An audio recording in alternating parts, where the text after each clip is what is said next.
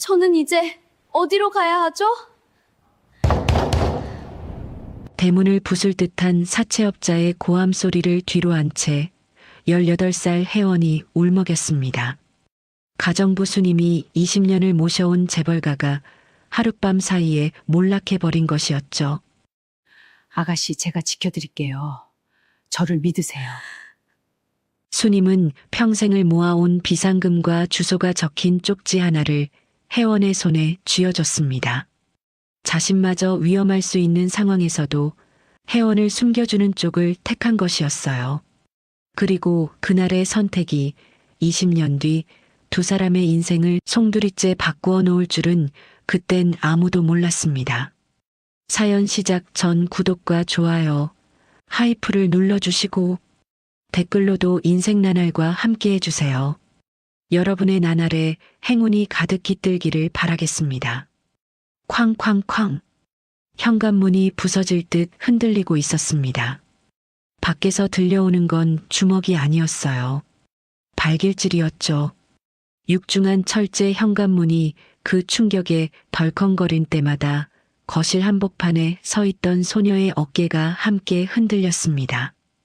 오혜원, 18살. 성운 그룹 오진철 회장의 외동딸이자 전교 1등을 한 번도 놓친 적 없는 수재. 불과 며칠 전까지만 해도 이 나라에서 가장 빛나는 미래를 약속받은 아이였어요.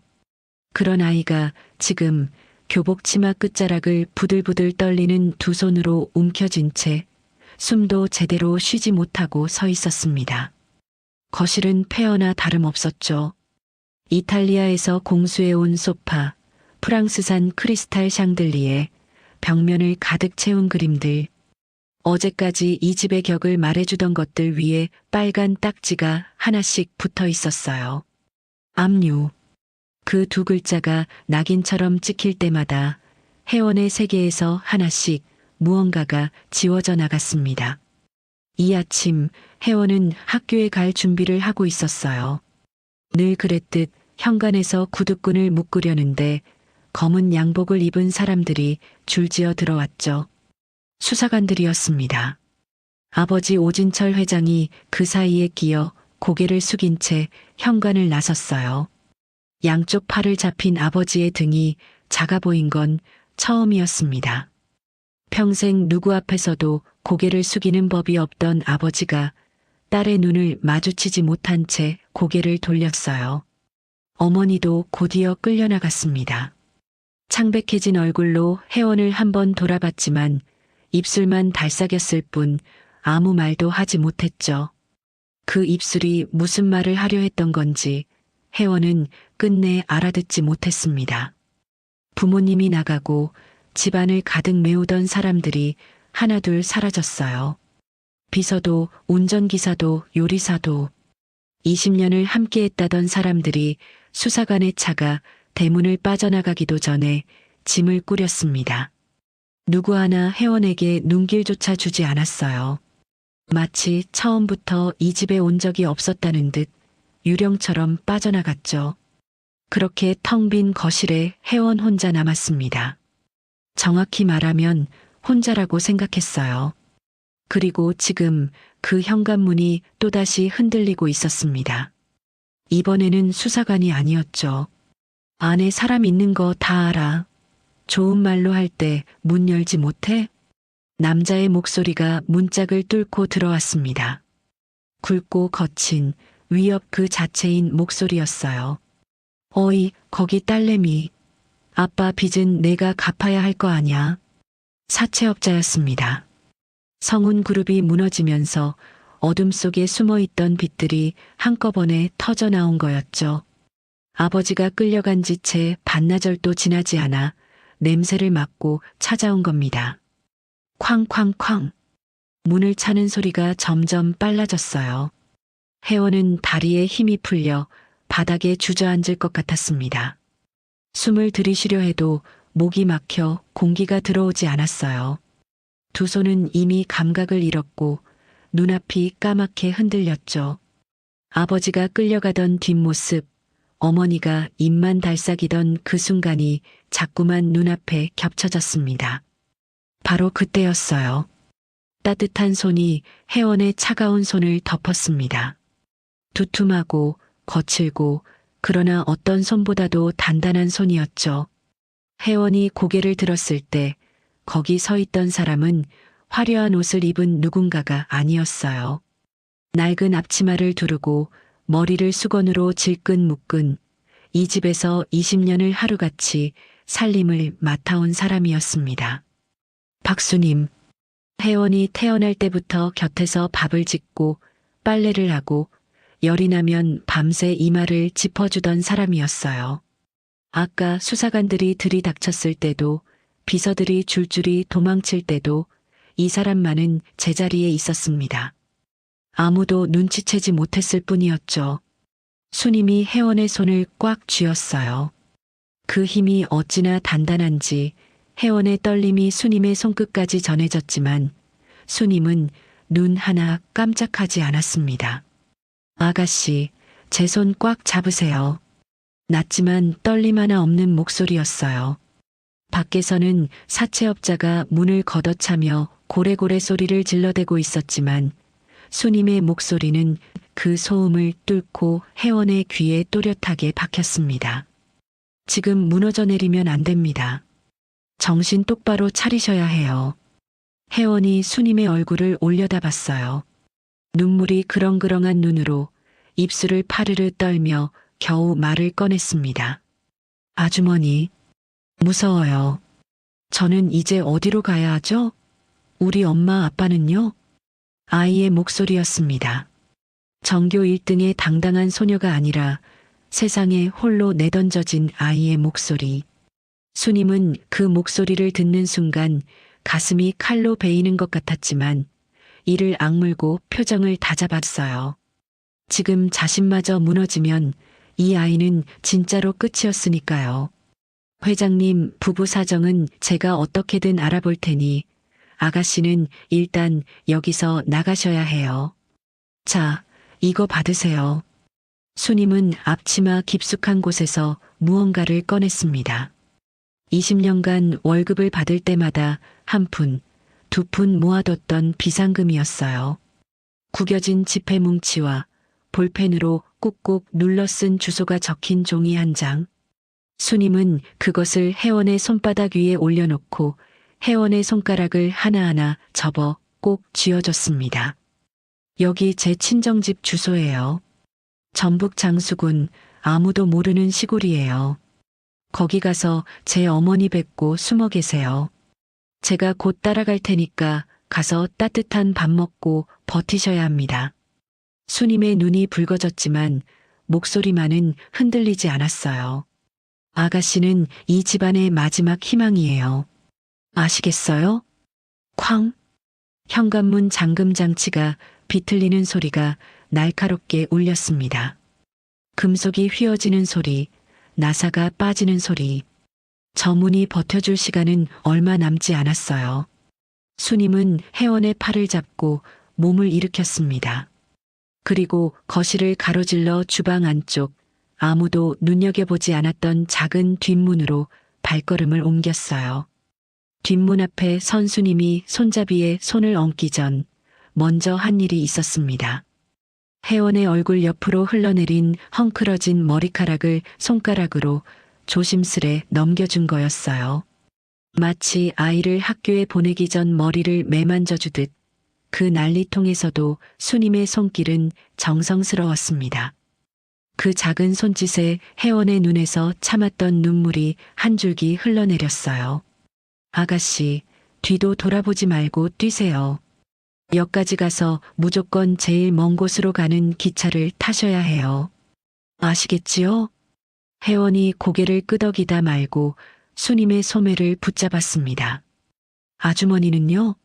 저 사람들 거칠어 보이는데 아주머니 혼자 두면. 혜원의 목소리가 다시 떨리기 시작했어요. 사채업자들의 고함 소리, 문짝이 뜯겨나갈 듯한 굉음이 등 뒤에서 쉴 새 없이 밀려오고 있었거든요. 자기 하나 살겠다고 이 사람을 두고 간다는 게 18살 아이에게는 견딜 수 없는 무게였습니다. 그때 수님이 웃었어요. 입꼬리가 가늘게 올라갔지만 눈가에는 주름 사이로 물기가 번지고 있었습니다. 우는 건지 웃는 건지 분간이 안 되는 얼굴이었죠. 그래도 수님은 웃으려 애썼어요. 이 아이 앞에서 약한 모습을 보이면 안 된다는 걸 알았으니까요.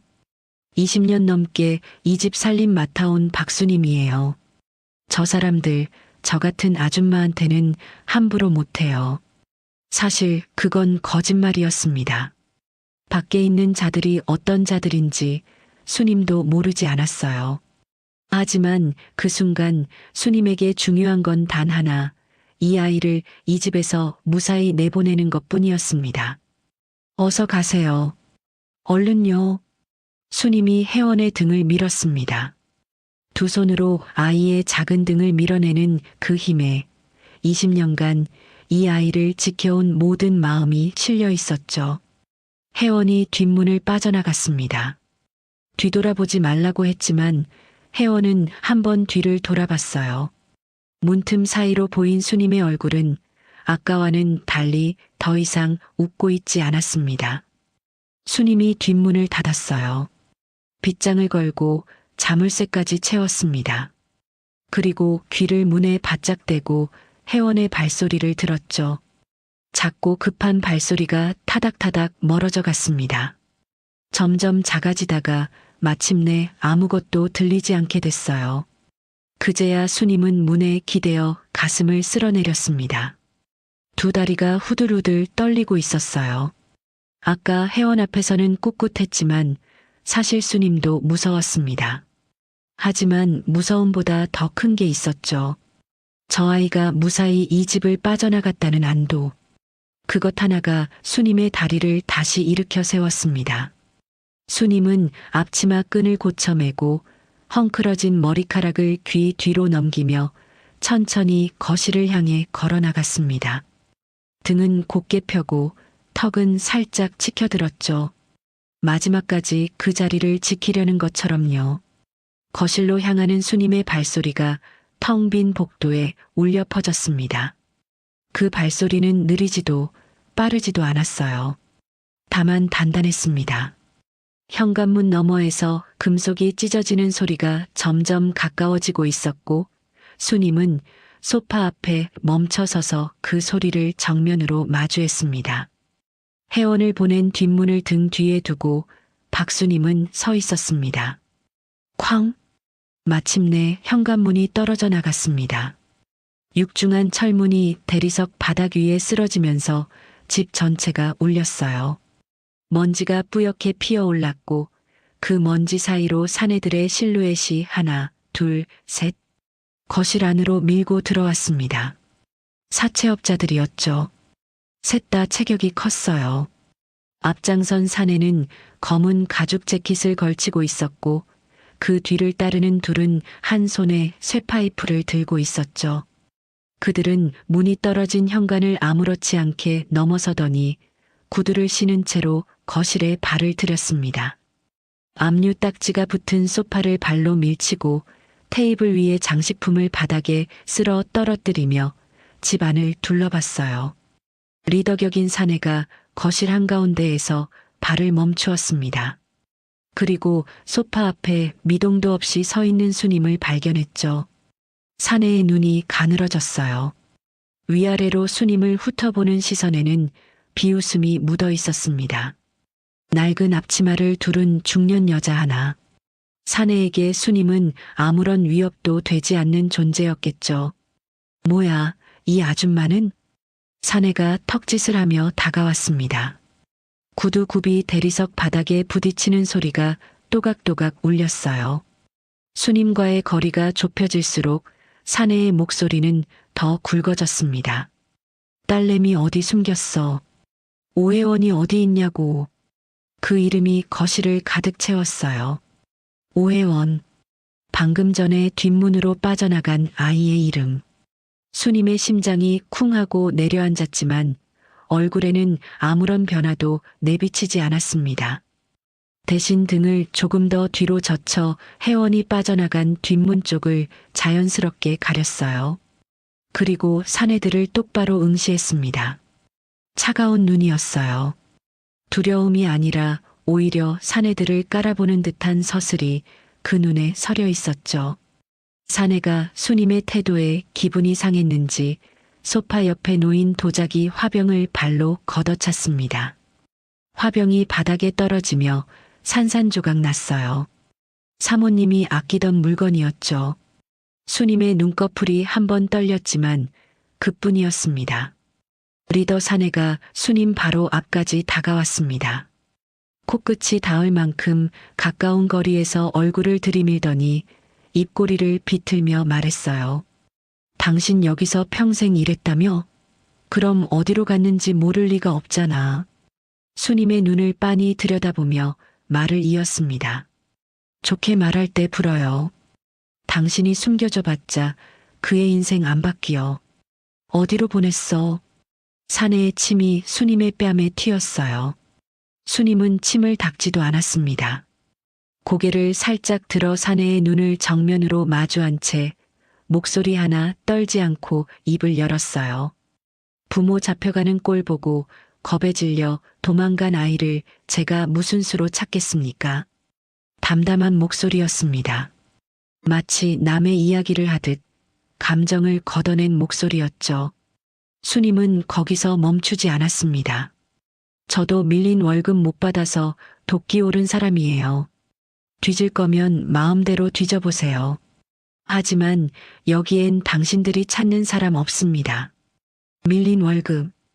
그 말에 사내의 표정이 미세하게 흔들렸어요. 수님이 주인 집 편이 아닐 수도 있다는 계산이 스친 거였죠. 사내가 턱짓으로 부하들에게 신호를 보냈습니다.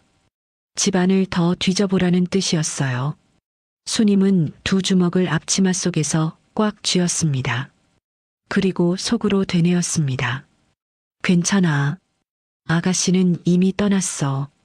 이미 멀리 갔어. 이것들이 아무리 뒤져봐야 찾을 수 없어. 그 생각 하나로 수님은 입술을 꽉 깨물고 버텼습니다. 두고 봐. 어디 숨었는지 반드시 찾아낼 테니까. 집안 곳곳을 뒤지던 사내들이 떠났습니다. 하지만 완전히 떠난 건 아니었어요. 수님이 2층 창문으로 조심스레 내다봤을 때 집 앞 골목 끝에 검은색 승용차 한 대가 세워져 있었습니다. 수님이 회원에게 갈 것을 예감하고 길목을 지키는 것이었죠. 이 집을 나서는 순간 미행당할 게 뻔했습니다. 수님은 창문에서 물러났습니다. 그리고 집안의 불을 하나씩 꺼나갔어요. 난장판이 된 집안이 칠흑 같은 어둠에 잠겼죠. 수님은 그 어둠 속에서 벽에 등을 대고 앉았습니다. 움직이지 않았어요. 숨소리조차 죽인 채 마치 이 집에 아무도 없는 것처럼 죽은 듯이 기다렸습니다. 새벽 3시, 수님이 다시 창문으로 기어갔어요. 골목 끝에 검은 차를 확인했습니다. 차 안에 사내가 고개를 떨군 채 꾸벅꾸벅 졸고 있었어요. 지금이었습니다. 수님은 소리 없이 몸을 일으켰어요. 어둠 속에서 더듬더듬 짐을 챙겼습니다. 옷 한 벌, 수건 한 장, 그리고 회원에게 가져다 줄 따뜻한 내복을 보따리에 쑤셔 넣었어요. 보따리를 등에 메고 주방 뒷문으로 향했습니다. 아까 회원을 내보냈던 바로 그 문이었죠. 뒷문을 열 때 경첩이 삐걱 소리를 냈어요. 수님의 심장이 멈추는 것 같았습니다. 몸을 굳힌 채 5초, 10초를 세었어요. 아무런 반응이 없었습니다. 수님은 문틈으로 몸을 빼내고 담벼락 아래 그림자를 따라 붙어 걸었어요.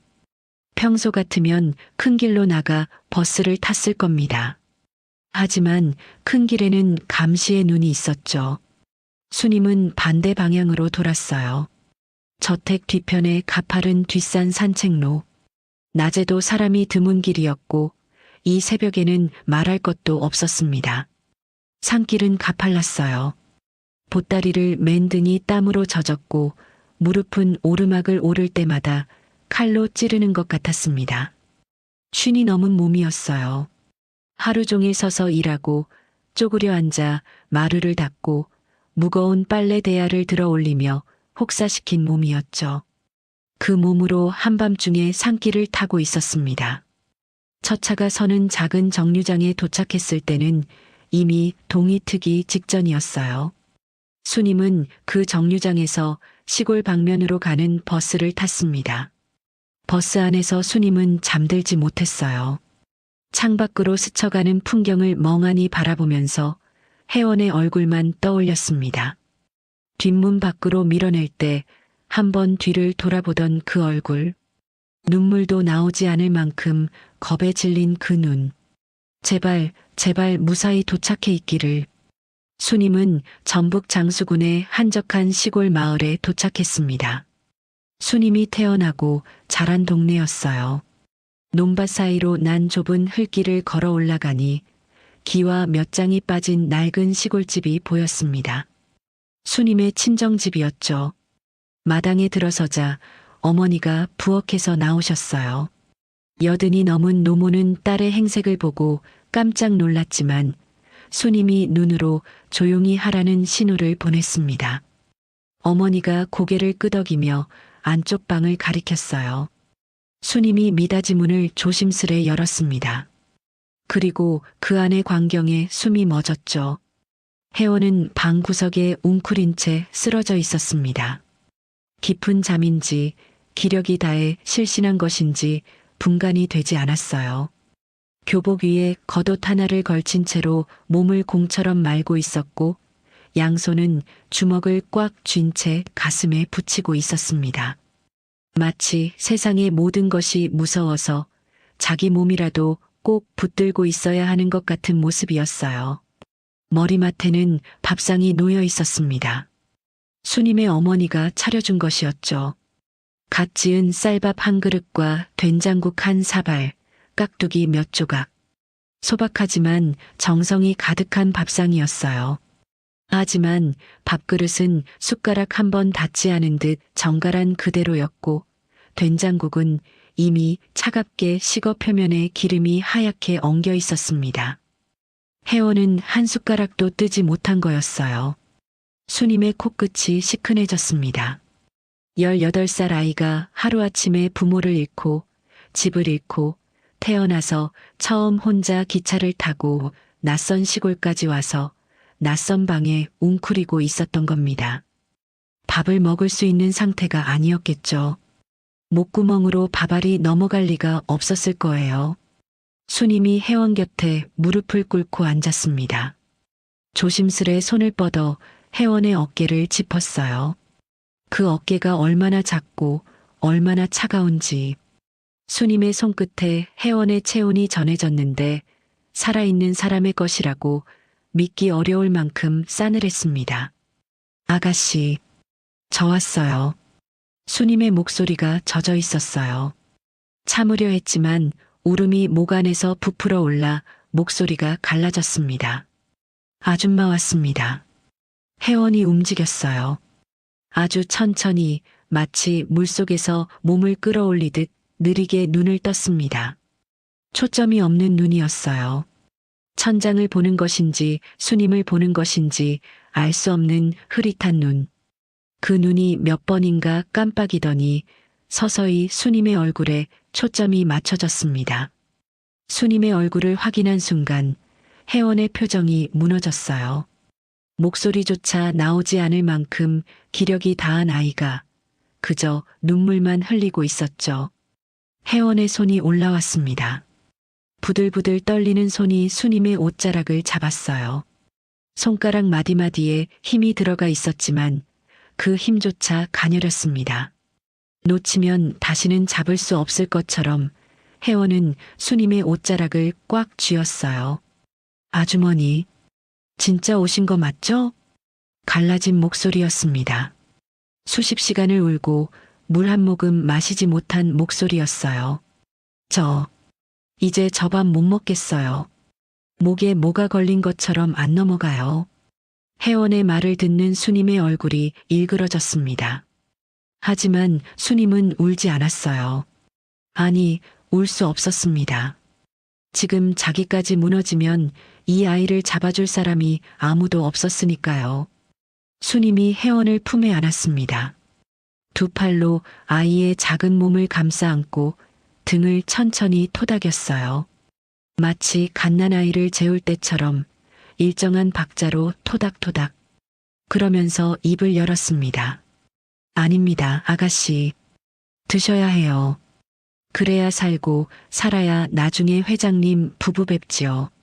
아줌마가 여기 있잖아요. 제가 아가씨 곁 지킬 테니까 제발 한술만 뜨세요. 예. 수님은 식어버린 밥상을 혜원 앞으로 끌어당겼어요. 차가워진 된장국 사발, 식어서 딱딱해진 밥. 보기만 해도 목이 막힐 것 같은 밥상이었지만 수님은 숟가락을 집어 혜원의 손에 쥐어줬습니다. 혜원의 손가락을 하나하나 접어서 숟가락을 놓치지 않도록 꼭 감싸줬어요. 혜원이 떨리는 손으로 숟가락을 밥그릇에 가져갔습니다. 밥 한 술을 뜨는데 한참이 걸렸어요.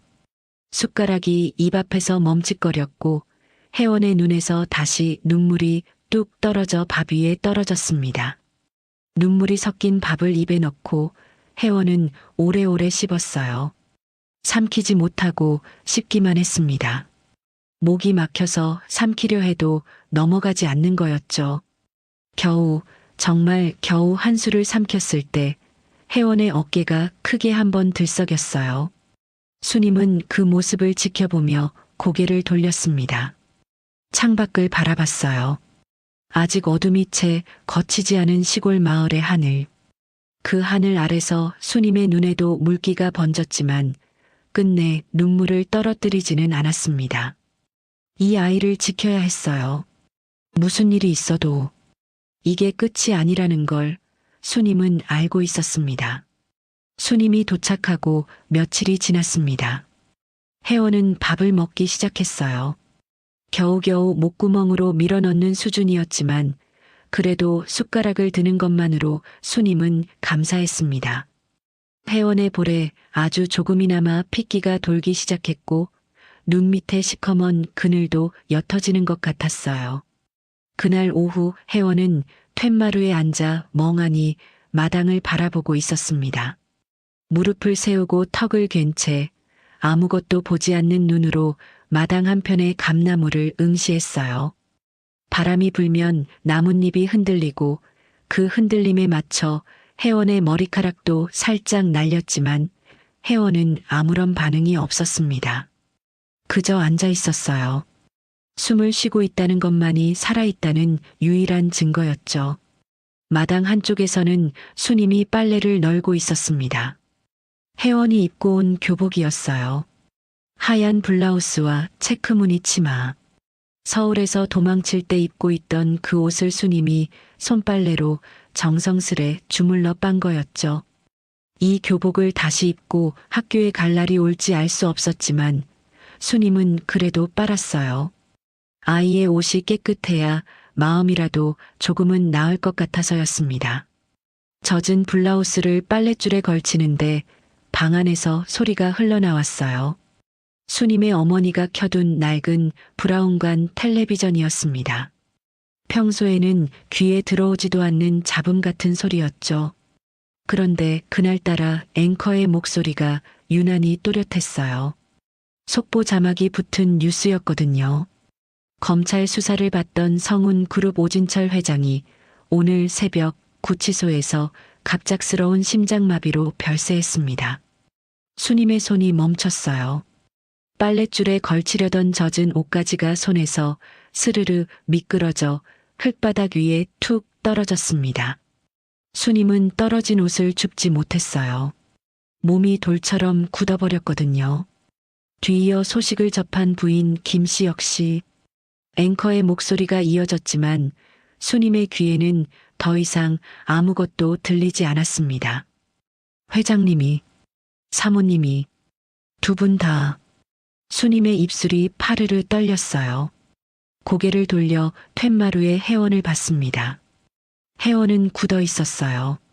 마당을 바라보던 자세 그대로 시간이 멈춘 것처럼 미동도 없이 앉아 있었습니다. 하지만 수님은 알았어요. 저 아이도 들었다는 걸. 저 아이의 세계가 지금 두 번째로 무너져 내리고 있다는 걸. 혜원이 천천히 고개를 돌렸습니다. 수님과 눈이 마주쳤어요. 혜원의 눈은 텅 비어 있었습니다. 눈물도 공포도 슬픔도 없는 그냥 빈 눈이었어요. 그 눈이 수님을 보고 수님을 관통하고 수님 너머에 아무것도 없는 허공을 바라봤습니다. 그리고 혜원이 일어섰어요. 비틀거리는 다리로 툇마루에서 내려와 방 안으로 향했습니다. 수님이 급히 따라갔어요. 혜원이 미닫이 문을 밀고 방 안으로 들어섰을 때 텔레비전 화면에는 부모님의 영정 사진이 비치고 있었습니다. 아버지의 사진, 어머니의 사진, 검은 리본이 달린 두 장의 사진이 화면 가득 채워져 있었어요. 혜원의 무릎이 꺾였습니다. 바닥에 주저앉더니 텔레비전 화면을 향해 두 손을 뻗었어요. 마치 화면 속 부모님을 붙잡으려는 것처럼. 하지만 손끝에 닿는 건 차가운 브라운관 유리뿐이었죠. 그 순간 혜원의 입에서 짐승 같은 소리가 터져 나왔습니다. 울음이라고 부르기엔 너무 거칠고 비명이라고 부르기엔 너무 처절한 소리였어요. 혜원은 바닥을 손톱으로 긁었습니다. 나무 바닥에 손톱이 갈리는 소리가 방 안에 울렸지만 혜원은 멈추지 않았어요. 손끝에 피가 배어나와도 멈추지 않았습니다. 거짓말이야. 갈라진 목소리가 터져 나왔어요. 아줌마, 저거 거짓말이죠? 우리 아빠가 왜 죽어? 우리 엄마가 왜? 혜원의 몸이 부들부들 떨렸습니다. 고개를 들어 수님을 바라본 얼굴은 온통 눈물에 젖어 있었어요. 나만 여기 숨어서 밥 먹고 잠자고 나 때문에 돌아가신 거야. 나도 엄마 아빠 따라갈래요.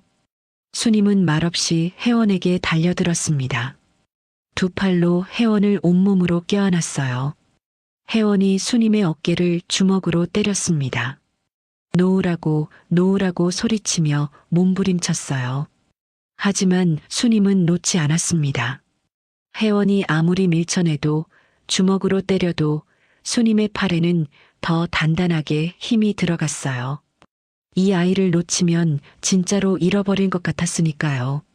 그날 이후 혜원은 사람이 달라졌습니다. 밥을 먹지 않았어요.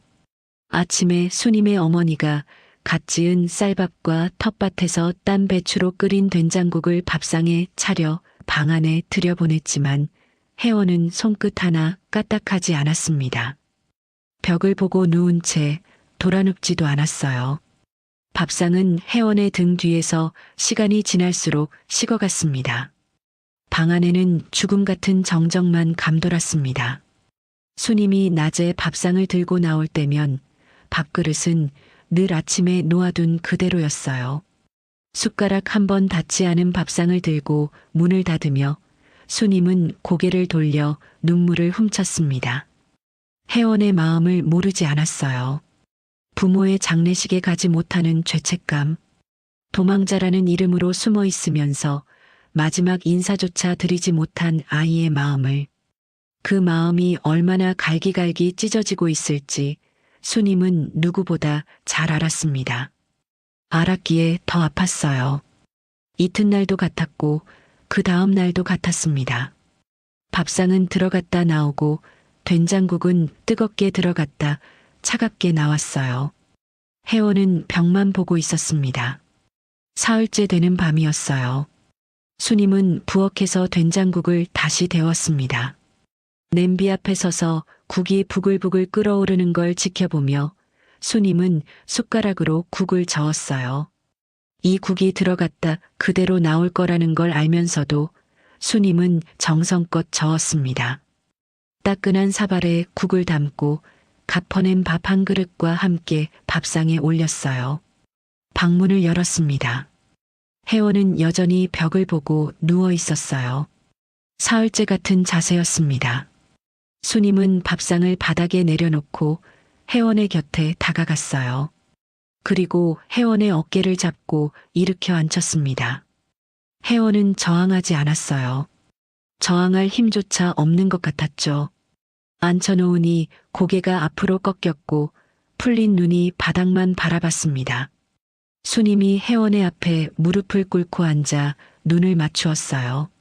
수님의 눈에도 물기가 그득했지만 목소리만은 단단하게 다잡았습니다. 아가씨, 제 말 좀 들어보세요. 언제까지 이러고 계실 거예요? 혜원은 반응이 없었어요. 수님이 말을 이었습니다. 회장님 내외분 평생 고개 숙이고 사신 분들 아니잖아요. 당신들 잘못 없다고 누구보다 당당하게 사셨던 분들이에요. 혜원의 입술이 미세하게 떨렸어요. 초점 없는 눈으로 겨우 말을 꺼냈습니다. 다 끝났잖아요. 이제 아무도 안 믿어줘요. 그 말에 수님의 목소리가 한 톤 올라갔어요.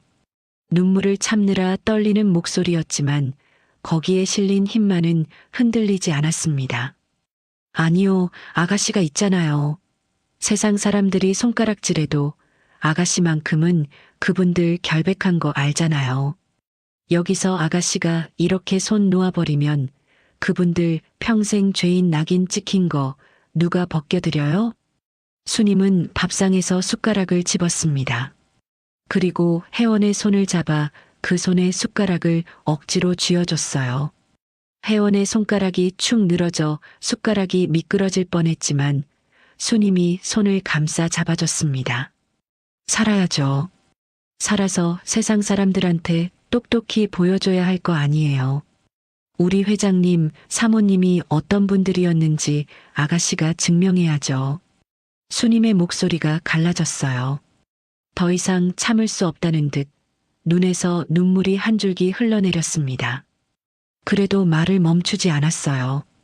여기서 아가씨까지 잘못되면 저 세상 가신 분들 원통해서 어떻게 눈을 감으시겠어요.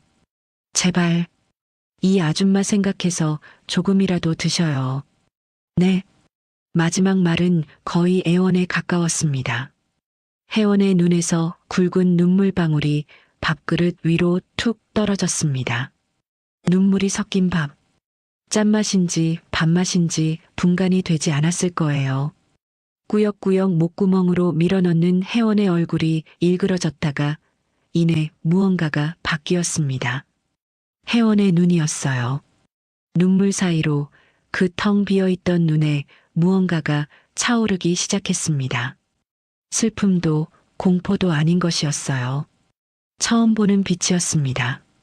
이를 악물고 밥을 씹는 혜원의 눈에 서린 건 도끼였어요. 살겠다는, 살아서 무언가를 해내겠다는 어둡고 뜨거운 불꽃 같은 것이었습니다.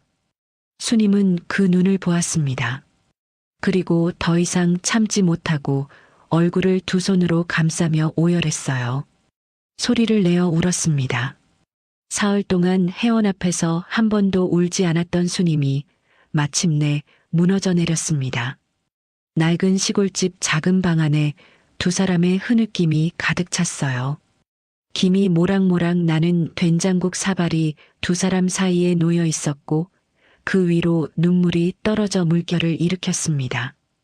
시골집에서의 생활이 몇 주째 이어지고 있었습니다. 혜원의 얼굴에 핏기가 돌아왔어요. 하지만 혜원의 마음속에는 밥을 먹는 것만으로는 채울 수 없는 빈자리가 있었습니다. 매일 아침 7시쯤이면 마을 어귀로 아이들이 지나가는 소리가 들려왔어요. 교복을 입고 가방을 맨 아이들이 제잘거리며 걸어가는 소리. 그 소리가 들릴 때마다 혜원은 하던 일을 멈추고 대문 밖을 서성였습니다. 전교 1등을 놓친 적 없는 수재였어요. 수학 경시대회에서 상을 타고 영어 원서를 술술 읽던 아이였죠. 그런 혜원이 지금은 교복 대신 수님의 조카가 두고 간 낡은 트레이닝복을 입고 학교 대신 시골집 마당에서 하루를 보내고 있었습니다. 거울에 비친 자신의 모습이 낯설었어요. 서울에서 학교에 다니던 오혜원과 지금 여기 서 있는 사람이 같은 사람이라는 게 믿기지 않았죠. 어느 날 아침 혜원이 툇마루에 앉아 교복 아이들의 웃음소리를 듣다가 수님에게 조심스레 입을 열었습니다. 아주머니, 저 그냥 근처 학교라도 다니면 안 될까요? 공부도 계속해야 하고 검정고시보다는 학교에 가는 게 나을 것 같아서요. 마당에서 나무를 다듬던 수님의 손이 멈칫했어요. 그리고 혜원을 바라봤습니다. 혜원의 눈에 간절함이 담겨 있었어요. 공부가 하고 싶다는 말이 아니었습니다. 평범한 아이로 돌아가고 싶다는 말이었죠. 수님은 잠시 입을 다물었어요. 혜원에게 해야 할 말이 무엇인지 알았지만 그 말이 이 아이를 얼마나 아프게 할지도 알았거든요. 하지만 수님은 말해야 했습니다. 아가씨, 마음은 알지만 지금은 안 돼요. 학교에 전학수속 밟으면 바로 기록이 남아요. 그럼 그 무서운 사람들이 여기까지 들이닥치는 건 시간 문제고요. 수님이 나물 바구니를 내려놓고 혜원 곁에 앉았어요. 목소리를 낮추며 말을 이었습니다. 지금은 아가씨가 죽은 듯이 지내는 게 사는 길이에요. 죽은 듯이 지내는 게 사는 길이라니. 혜원은 힘없이 고개를 떨궜습니다. 이름을 숨기고 학교도 가지 못하고 아무도 만나지 못하는 삶. 화려한 미래를 꿈꾸던 재벌가의 외동딸에게 이 생활은 창살 없는 감옥이나 다름없었어요. 하지만 혜원이 무너져 있을 수만은 없었던 건 수님 때문이었습니다. 수님은 혜원이 공부에만 전념할 수 있도록 새벽부터 집을 나섰어요. 동이 트기도 전에 이웃집 밭에 나가 잡초를 뽑고 고추를 따고 감자를 캤습니다. 해가 중천에 뜨면 읍내 식당으로 달려가 점심시간 설거지를 했어요. 기름때가 잔뜩 낀 냄비를 수세미로 벅벅 닦고 국물이 튀어 얼굴에 묻어도 닦을 겨를 없이 가릇을 쌓아 올렸죠. 해가 지면 마을 회관으로 가서 대걸레를 밀고 화장실 변기를 닦고 창문을 훔쳤습니다. 하루에 3군데를 뛰어다니며 닥치는 대로 일했어요. 혜원은 그런 수님의 일과를 다 알지 못했습니다. 수님이 일부러 말하지 않았거든요. 아침에 나갈 때도 좀 나갔다 올게요 한마디만 남기고 밤에 돌아올 때도 오늘 장 좀 봤어요 하며 웃어 보였으니까요. 그런데 어느 날 밤이었어요. 공부를 하다 잠든 혜원이 목이 말라 깨어났습니다. 물을 마시려고 부엌으로 나가는데 부엌 한쪽에 불이 켜져 있었어요. 희미한 전구 불빛 아래 자기 몸보다 큰 대야를 앞에 놓고 빨래를 하고 있는 사람이 보였습니다. 수님이었어요. 쪼그려 앉아 빨래를 비벼 빨고 있는 수님의 모습. 퉁퉁 부어오른 손마디가 보였습니다. 하루 종일 서서 일하고 쪼그려 앉아 일하고 뛰어다니며 일한 흔적이 수님의 몸 곳곳에 새겨져 있었어요.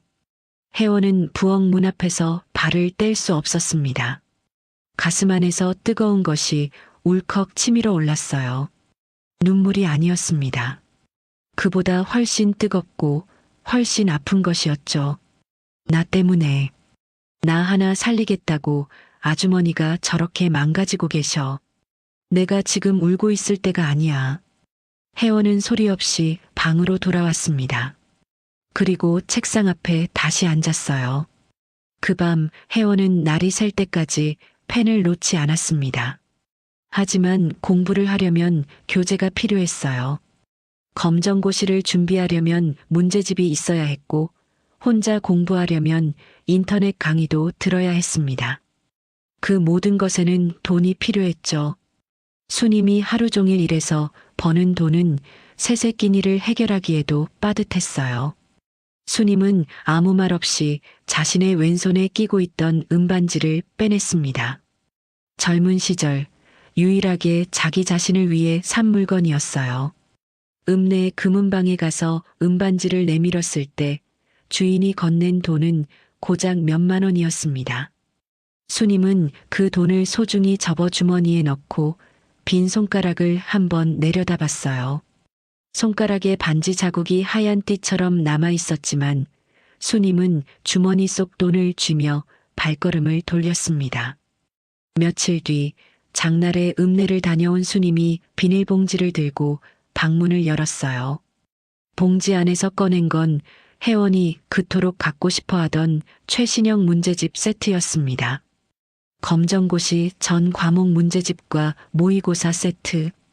혜원이 놀란 눈으로 수님을 바라봤어요. 아가씨, 돈 걱정은 마시고 공부만 하세요. 제가 몸은 좀 고되어도 아가씨 책장 넘기는 소리 들으면 밥 안 먹어도 배가 불러요. 수님이 혜원의 머리를 한번 쓸어넘기며 말을 이었습니다. 아가씨 부모님께 제 스스로 약속했거든요. 아가씨만큼은 반드시 훌륭하게 키워내겠다고요. 그날부터 혜원의 눈빛이 달라졌습니다. 낡은 스탠드 불빛 아래에서 밤이 새도록 문제를 풀었어요. 손가락에 펜 굳은 살이 잡히고 눈이 충혈될 때까지 책을 놓지 않았어요. 사채업자들에 대한 공포도, 부모님을 잃은 슬픔도, 이 시골집의 답답함도, 그 모든 감정이 이제는 하나의 도끼로 변해 혜원을 밤새 책상 앞에 붙들어 놓았습니다. 반드시 성공해서 아주머니의 눈물을 닦아주겠다는 그 하나의 다짐이었어요. 어느 날 밤이었습니다. 수님이 평소보다 늦게 돌아왔어요. 현관에 들어서는 수님의 걸음이 이상했습니다. 한쪽 다리를 끌며 절뚝거렸어요. 마을 회관 계단에서 미끄러졌는지 아니면 밭일을 하다 다쳤는지. 수님은 아무 말도 하지 않았지만 얼굴에 피로가 두껍게 내려앉아 있었습니다. 혜원이 공부를 멈추고 달려나갔어요. 아주머니의 짐을 받아들고 부엌으로 뛰어가 대야에 따뜻한 물을 받아왔습니다. 그리고 수님 앞에 대야를 놓고 무릎을 꿇었어요. 수님의 신발을 벗기려는 거였습니다. 수님이 깜짝 놀라 손을 내저었어요. 어머 아가씨, 이게 무슨... 제가 할게요. 어서 들어가 공부하세요. 혜원이 수님의 손을 꽉 잡았습니다. 수님의 거친 손이었어요. 손등에 피부가 갈라져 있었고 손톱 밑에는 흙이 끼어 있었습니다. 혜원은 그 손을 내려다보며 입을 열었어요. 아주머니, 저 이제 아가씨 아니에요.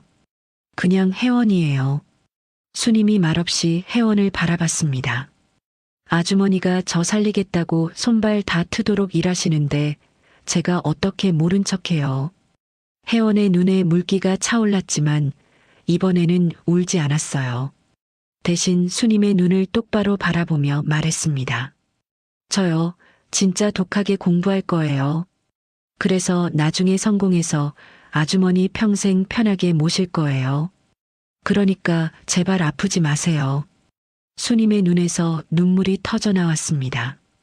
참으려 했지만 혜원의 그 한마디가 수님이 쌓아 올린 벽을 한순간에 무너뜨린 거였어요. 수님이 혜원을 품에 안았습니다. 좁고 낡은 방 안에서 부엌의 희미한 불빛이 두 사람의 그림자를 벽 위에 길게 드리웠어요. 그 그림자가 하나로 겹쳐졌습니다. 그렇게 1년이 넘는 시간이 흘렀습니다. 혜원은 독했어요. 잠을 줄이고 밥 먹는 시간을 줄이고 하루의 모든 시간을 책상 앞에 쏟아부었습니다. 검정고시를 수석으로 통과했고 곧바로 수능 준비에 들어갔어요. 전교 1등이던 머리는 녹슬지 않았습니다. 오히려 절박함이 더해지니 이전보다 더 날카로워졌죠. 수님이 새벽에 일하러 나가면 혜원은 이미 책상 앞에 앉아 있었고 수님이 밤늦게 돌아오면 혜원은 아직도 책상 앞에 앉아 있었습니다. 그리고 어느 날 마을 어귀에서 우체부의 오토바이 소리가 경쾌하게 울렸어요. 수님은 밭에서 고구마를 캐고 있다가 그 소리를 듣고 흙 묻은 손을 앞치마에 대충 닦으며 달려왔습니다. 우체부가 건넨 것은 하얀 봉투 하나였어요. 겉면에 찍힌 대학교 이름을 본 순간 수님의 손이 부들부들 떨리기 시작했습니다. 봉투를 뜯었어요. 안에서 나온 것은 합격 통지서였습니다. 서울 명문의대. 혜원이 그 독한 세월을 이를 악물고 견디며 얻어낸 기적 같은 결과였어요. 수님의 무릎이 풀렸습니다.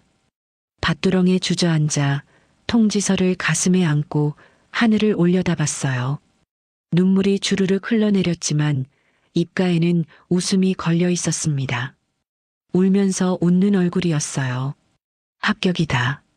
아가씨, 드디어 해내셨어요. 수님의 목소리가 반 너머로 퍼져나갔습니다.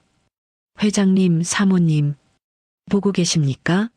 우리 아가씨가 해내셨어요. 혜원이 달려왔어요. 밭사이 좁은 길을 뛰어오는 혜원의 얼굴에도 눈물이 흐르고 있었습니다. 수님이 통지서를 혜원에게 내밀었고 혜원은 떨리는 손으로 그것을 받아들었어요. 합격. 그 두 글자를 몇 번이고 읽었습니다. 진짜였어요. 꿈이 아니었습니다. 하지만 혜원의 눈이 합격 안내문 뒤쪽에 멈춘 순간 표정이 바뀌었어요. 등록금 납부 고지서였습니다. 거기 적힌 숫자는 수님이 1년을 일해도 모을 수 없는 금액이었죠. 의대 등록금은 다른 학과의 몇 배에 달했고 기숙사비와 교재비, 실습비까지 합하면 눈앞이 캄캄해지는 액수였습니다. 혜원은 통지서를 접어 주머니에 넣으며 억지로 웃었어요. 수님에게 걱정을 주고 싶지 않았거든요. 하지만 그날 밤 혜원은 잠을 이루지 못했습니다. 한밤중에 목이 말라 물을 마시러 일어났을 때였어요. 마당에서 낮은 목소리가 들려왔습니다. 수님의 목소리였죠. 혜원은 발소리를 죽이고 부엌 문 뒤에서 귀를 기울였어요. 수님이 이웃집 남자와 이야기를 나누고 있었습니다. 목소리가 떨리고 있었지만 말의 내용은 단호했어요. 이 집이랑 저 밑에 작은 밭대기 말일세. 이거 넘기면 그 등록금이라는 거 만들 수 있겠나? 이웃집 남자가 뭐라 대답했지만 혜원의 귀에는 수님의 다음 말만 들렸습니다. 우리 아가씨 앞길 열어줄 수만 있다면 난 길바닥에 나 앉아도 상관없네. 제발 좀 알아봐주게. 혜원은 입을 두 손으로 틀어막았어요. 소리가 새어나올 것 같았거든요. 눈물이 손등 위로 줄줄 흘러내렸습니다. 이 집은 수님의 친정집이었어요. 수님의 어머니가 살던 집이고 수님이 태어나고 자란 곳이었죠. 수님에게 남은 마지막 보금자리. 그것마저 팔아서 혜원의 등록금을 만들겠다고 하고 있었습니다. 혜원은 소리 없이 방으로 돌아왔어요. 이불을 뒤집어 쓰고 한참을 울었습니다. 더 이상은 안 된다고 생각했어요. 자신을 살리기 위해 아주머니의 마지막 터전까지 빼앗는 건 사람이 할 짓이 아니었습니다. 혜원은 결심했어요. 이 집을 떠나야 한다. 아주머니의 인생을 더 이상 갉아먹을 수 없다. 내 힘으로 일어서야 한다. 떠나기로 결심한 전날 밤이었습니다. 혜원은 조용히 짐을 꾸렸어요. 짐이라고 해봐야 옷 한 벌과 문제집 몇 권이 전부였죠.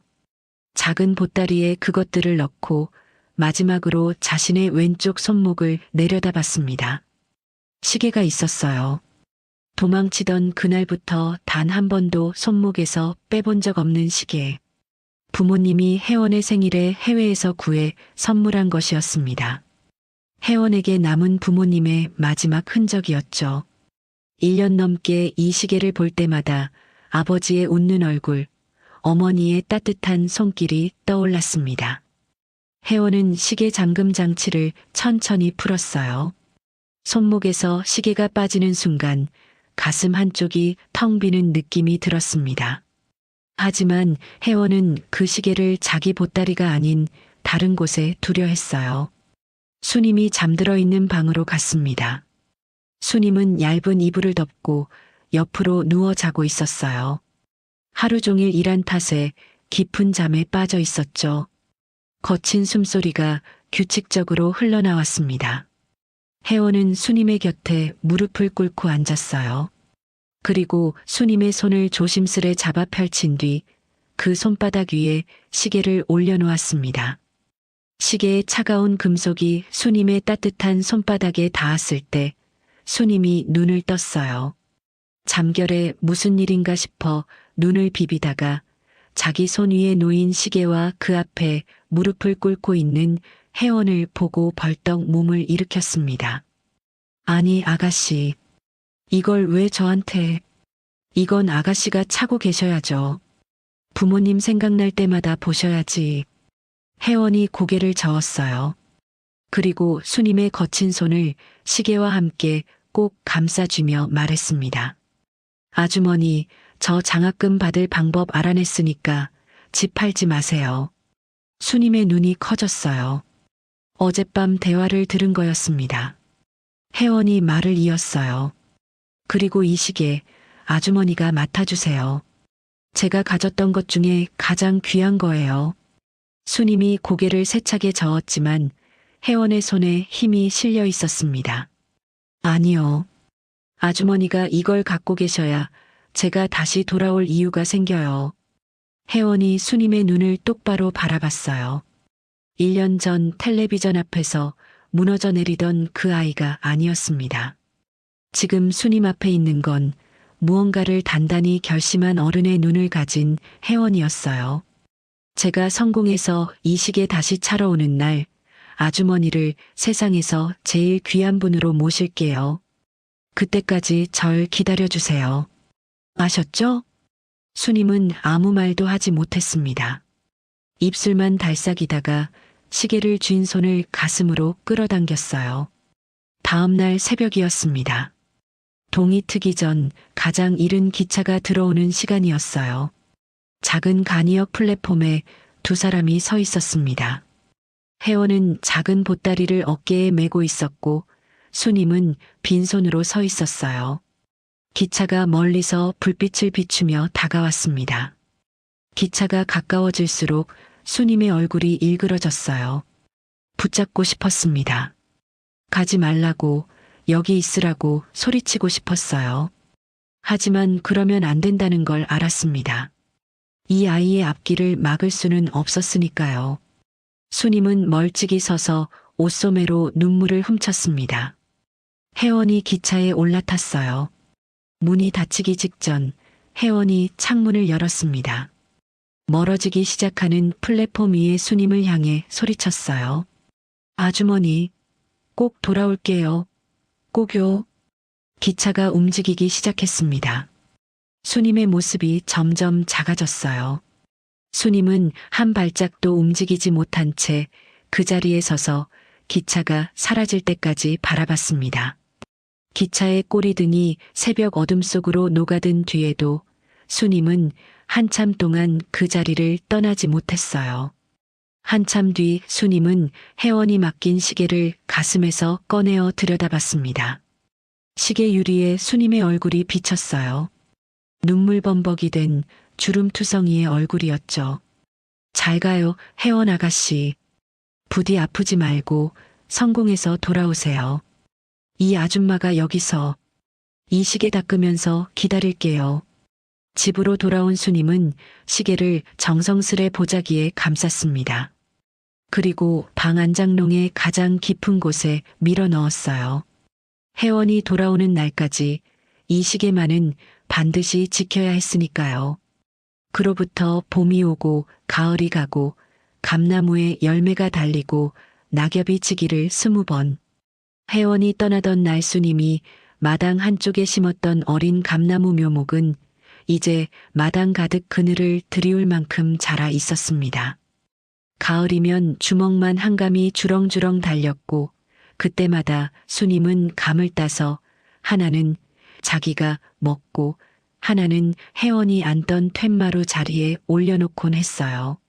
아무도 먹지 않는 감이었지만 수님은 해마다 그렇게 했습니다.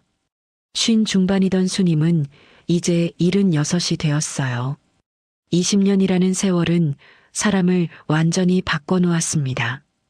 고닫던 등은 굽었고 두 손은 마디마다 울퉁불퉁하게 부풀어 올라 있었어요. 머리카락은 하얗게 샜고 걸음도 예전 같지 않았습니다. 그 시간 사이 수님의 어머니가 세상을 떠났어요. 수님의 손을 잡은 채 조용히 눈을 감았죠. 마지막 순간에 어머니는 수님에게 말했습니다. 이제 너도 편하게 살아라. 그 아이는 잘 크고 있을 거다. 하지만 수님은 이 집을 떠날 수 없었어요. 혜원이 돌아올 때 길을 잃지 않도록 이 낡은 시골집을 지키고 있어야 했으니까요. 어머니를 보내고 홀로 남은 수님의 하루는 단순했습니다. 새벽에 일어나 이웃집 밭일을 돕고 낮에는 읍내에서 허드렛 일을 하고 저녁에 돌아와 혼밥을 먹고 장롱 속 시계 보따리를 한번 매만진 뒤 잠자리에 들었어요. 그 단순한 하루가 7,000번 넘게 반복된 거였죠. 하지만 세월은 무정했습니다. 몸을 아끼지 않고 일한 대가가 서서히 찾아왔어요. 숨소리가 거칠어지기 시작한 건 두어 해 전부터였습니다. 처음에는 밭에서 일하다 숨이 차는 정도였어요. 나이 탓이려니 했죠. 그런데 점점 심해졌습니다. 계단을 오를 때, 빨래를 넣을 때, 심지어 밥을 먹다가도 가슴이 쥐어짜이듯 아팠어요. 밤이면 통증 때문에 잠을 설쳤고 새벽에 식은 땀에 젖어 깨는 날이 잦아졌습니다. 마을 보건소 소장이 수님의 상태를 눈여겨보고 있었어요. 10년 넘게 이 마을에서 수님을 봐온 사람이었죠. 어느 날 보건소에 들른 수님의 얼굴빛이 심상치 않아 검사를 했는데 결과가 좋지 않았습니다. 소장이 심각한 얼굴로 수님의 손을 잡았어요.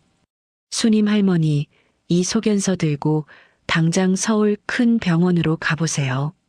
심장이 많이 안 좋아요. 수술만 하면 사시는데 시골에서 버틸 일이 아니에요. 수님은 소견서를 받아들고 한참을 내려다봤습니다. 깨알 같은 글씨가 빼곡히 적힌 종이.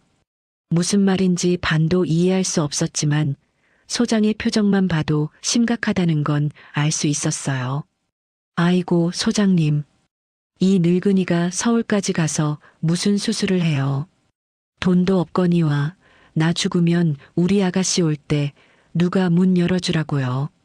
수님은 소견서를 접어 주머니에 넣고 보건소를 나왔습니다. 걸음이 느렸어요. 보건소 계단을 내려오는데 가슴이 또 아려왔지만 수님은 이를 악물고 집으로 향했습니다. 그날 밤이었어요. 수님이 잠자리에 누웠는데 갑자기 가슴이 터질 듯이 아팠습니다. 숨을 들이쉬려 해도 공기가 들어오지 않았죠. 몸을 뒤척이다가 입에서 뜨거운 것이 치밀어 올랐습니다. 베개에 피가 묻었어요. 수님은 어둠 속에서 베개의 핏자국을 손으로 더듬으며 공포에 질렸습니다. 숨이 턱 밑까지 차올랐어요. 천장을 바라보며 수님은 생각했습니다. 이렇게 죽는 건가? 이 시골집 방바닥에서 혼자 죽는 건가? 아가씨 얼굴도 못 보고 회장님 묘소에 술 한 잔도 못 올렸는데 이대로는 못 죽어. 나는 살아야 해. 수님은 힘겹게 몸을 일으켰습니다. 벽을 짚고 장롱 앞으로 기어가듯 다가갔어요. 떨리는 손으로 장롱 문을 열었습니다. 가장 깊은 곳, 20년 동안 단 한 번도 꺼내본 적 없는 보따리가 거기 있었어요. 혜원이 맡기고 간 시계가 들어있는 보따리였습니다. 수님은 보따리를 꺼내 무릎 위에 올렸어요. 보자기를 푸는 손이 떨렸습니다. 시계가 나타났어요. 20년 전 그대로였습니다. 먼지 하나 없이 깨끗했어요. 수님이 해마다 명절 때면 꺼내어 닦아놨거든요. 시계 유리에 수님의 얼굴이 비쳤습니다. 20년 전과는 비교할 수 없을 만큼 늙고 초라한 얼굴이었죠. 이거라도 팔면 수술을 받을 수 있지 않을까? 그 생각이 스쳤어요. 약속보다 목숨이 앞서는 순간이었습니다. 다음 날 수님은 낡은 보따리를 품에 안고 읍내로 향했습니다. 읍내에서 가장 큰 시계방이었어요. 유리문을 밀고 들어가니 좁은 가게 안에 시계들이 진열장 가득 놓여 있었습니다. 카운터 뒤에 돋보기를 쓴 주인이 앉아 있었어요. 수님이 보따리를 카운터 위에 올렸습니다. 보자기를 풀자 시계가 드러났어요. 주인이 무심히 시계를 집어들었습니다. 돋보기로 뒷면을 살피고 뚜껑을 열어 무브먼트를 확인하더니 갑자기 안경을 벗었어요. 다시 썼습니다. 그리고 손이 덜덜 떨리기 시작했어요. 할머니, 이거 어디서 나셨어요?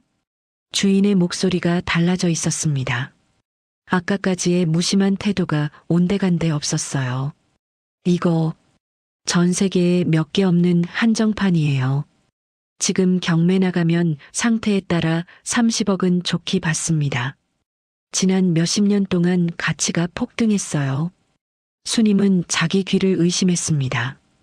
예, 30억이요? 아니, 시계 하나가 무슨 시골집 수십 채 값을 해요. 주인이 잘못 본 거 아니에요? 주인이 고개를 세차게 저었어요. 제가 시계만 40년 봤습니다. 할머니, 당장 이거 파시죠. 제가 수수료 조금만 떼고 바로 현금 만들어 드릴게요. 이거면 할머니 평생 대궐 같은 집에서 사셔도 남아요. 30억? 그 숫자가 수님의 머릿속에서 맴돌았습니다. 평생 흙을 파서 만져본 적 없는 금액이었어요. 그 돈이면 당장 서울의 가장 좋은 병원에서 수술을 받을 수 있었습니다. 남은 여생을 따뜻한 방에서 편안하게 보낼 수도 있었죠. 더 이상 남의 집 밭일을 하며 무릎을 혹사시키지 않아도 됐어요. 주인이 서랍에서 서류를 꺼냈습니다. 현금 계약서였어요. 수님 앞으로 내밀며 펜까지 건넸습니다. 수님의 손이 펜을 향해 움직였어요. 그 순간이었습니다. 시계 유리에 비친 자신의 얼굴이 눈에 들어왔어요. 주름지고 볼이 꺼지고 눈 밑에 그림자가 깊이 내려앉은 얼굴.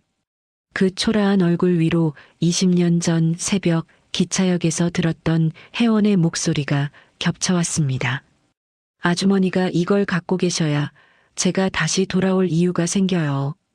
제가 성공해서 이 시계 다시 차러 오는 날 아주머니를 세상에서 제일 귀한 분으로 모실게요. 그때까지 절 기다려주세요. 아셨죠? 수님의 손이 멈췄습니다. 펜을 잡으려던 손이 방향을 바꿔 시계를 집었어요. 떨리는 손으로 시계를 다시 보자기에 싸기 시작했습니다. 주인이 놀라 의자에서 일어났어요.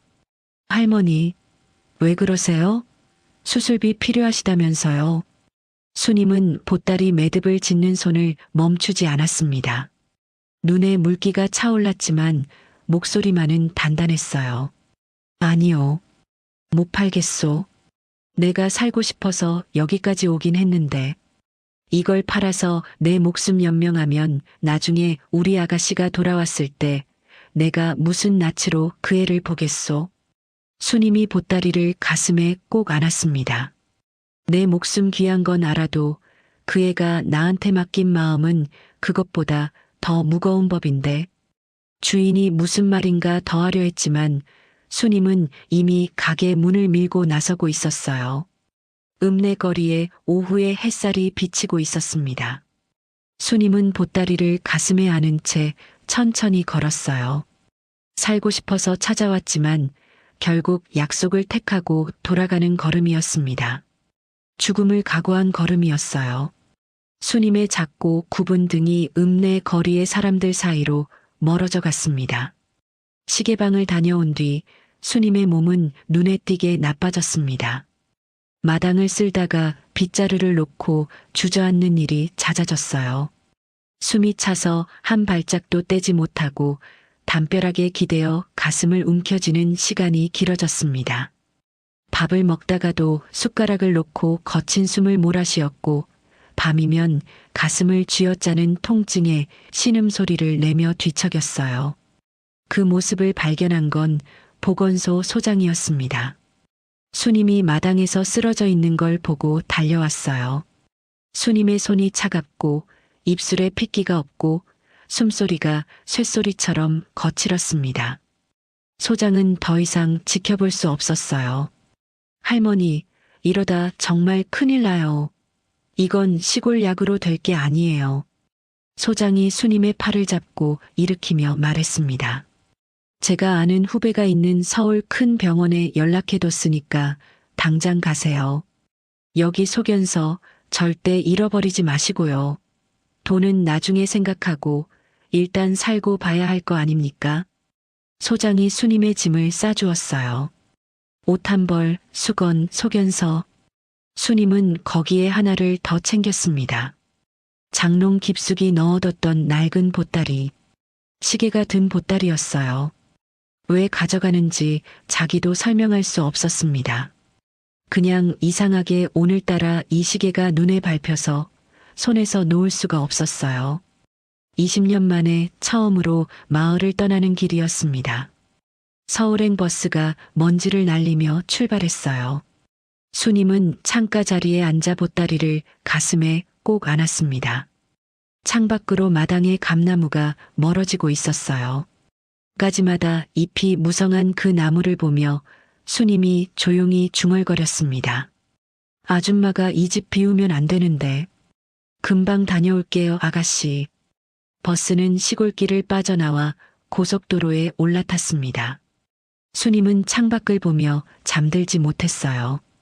20년 전 혜원이도 이 길로 떠났겠지. 버스보다 더 빠른 기차를 타고 이보다 더 먼 곳으로 갔겠지. 그때 그 아이는 얼마나 무서웠을까.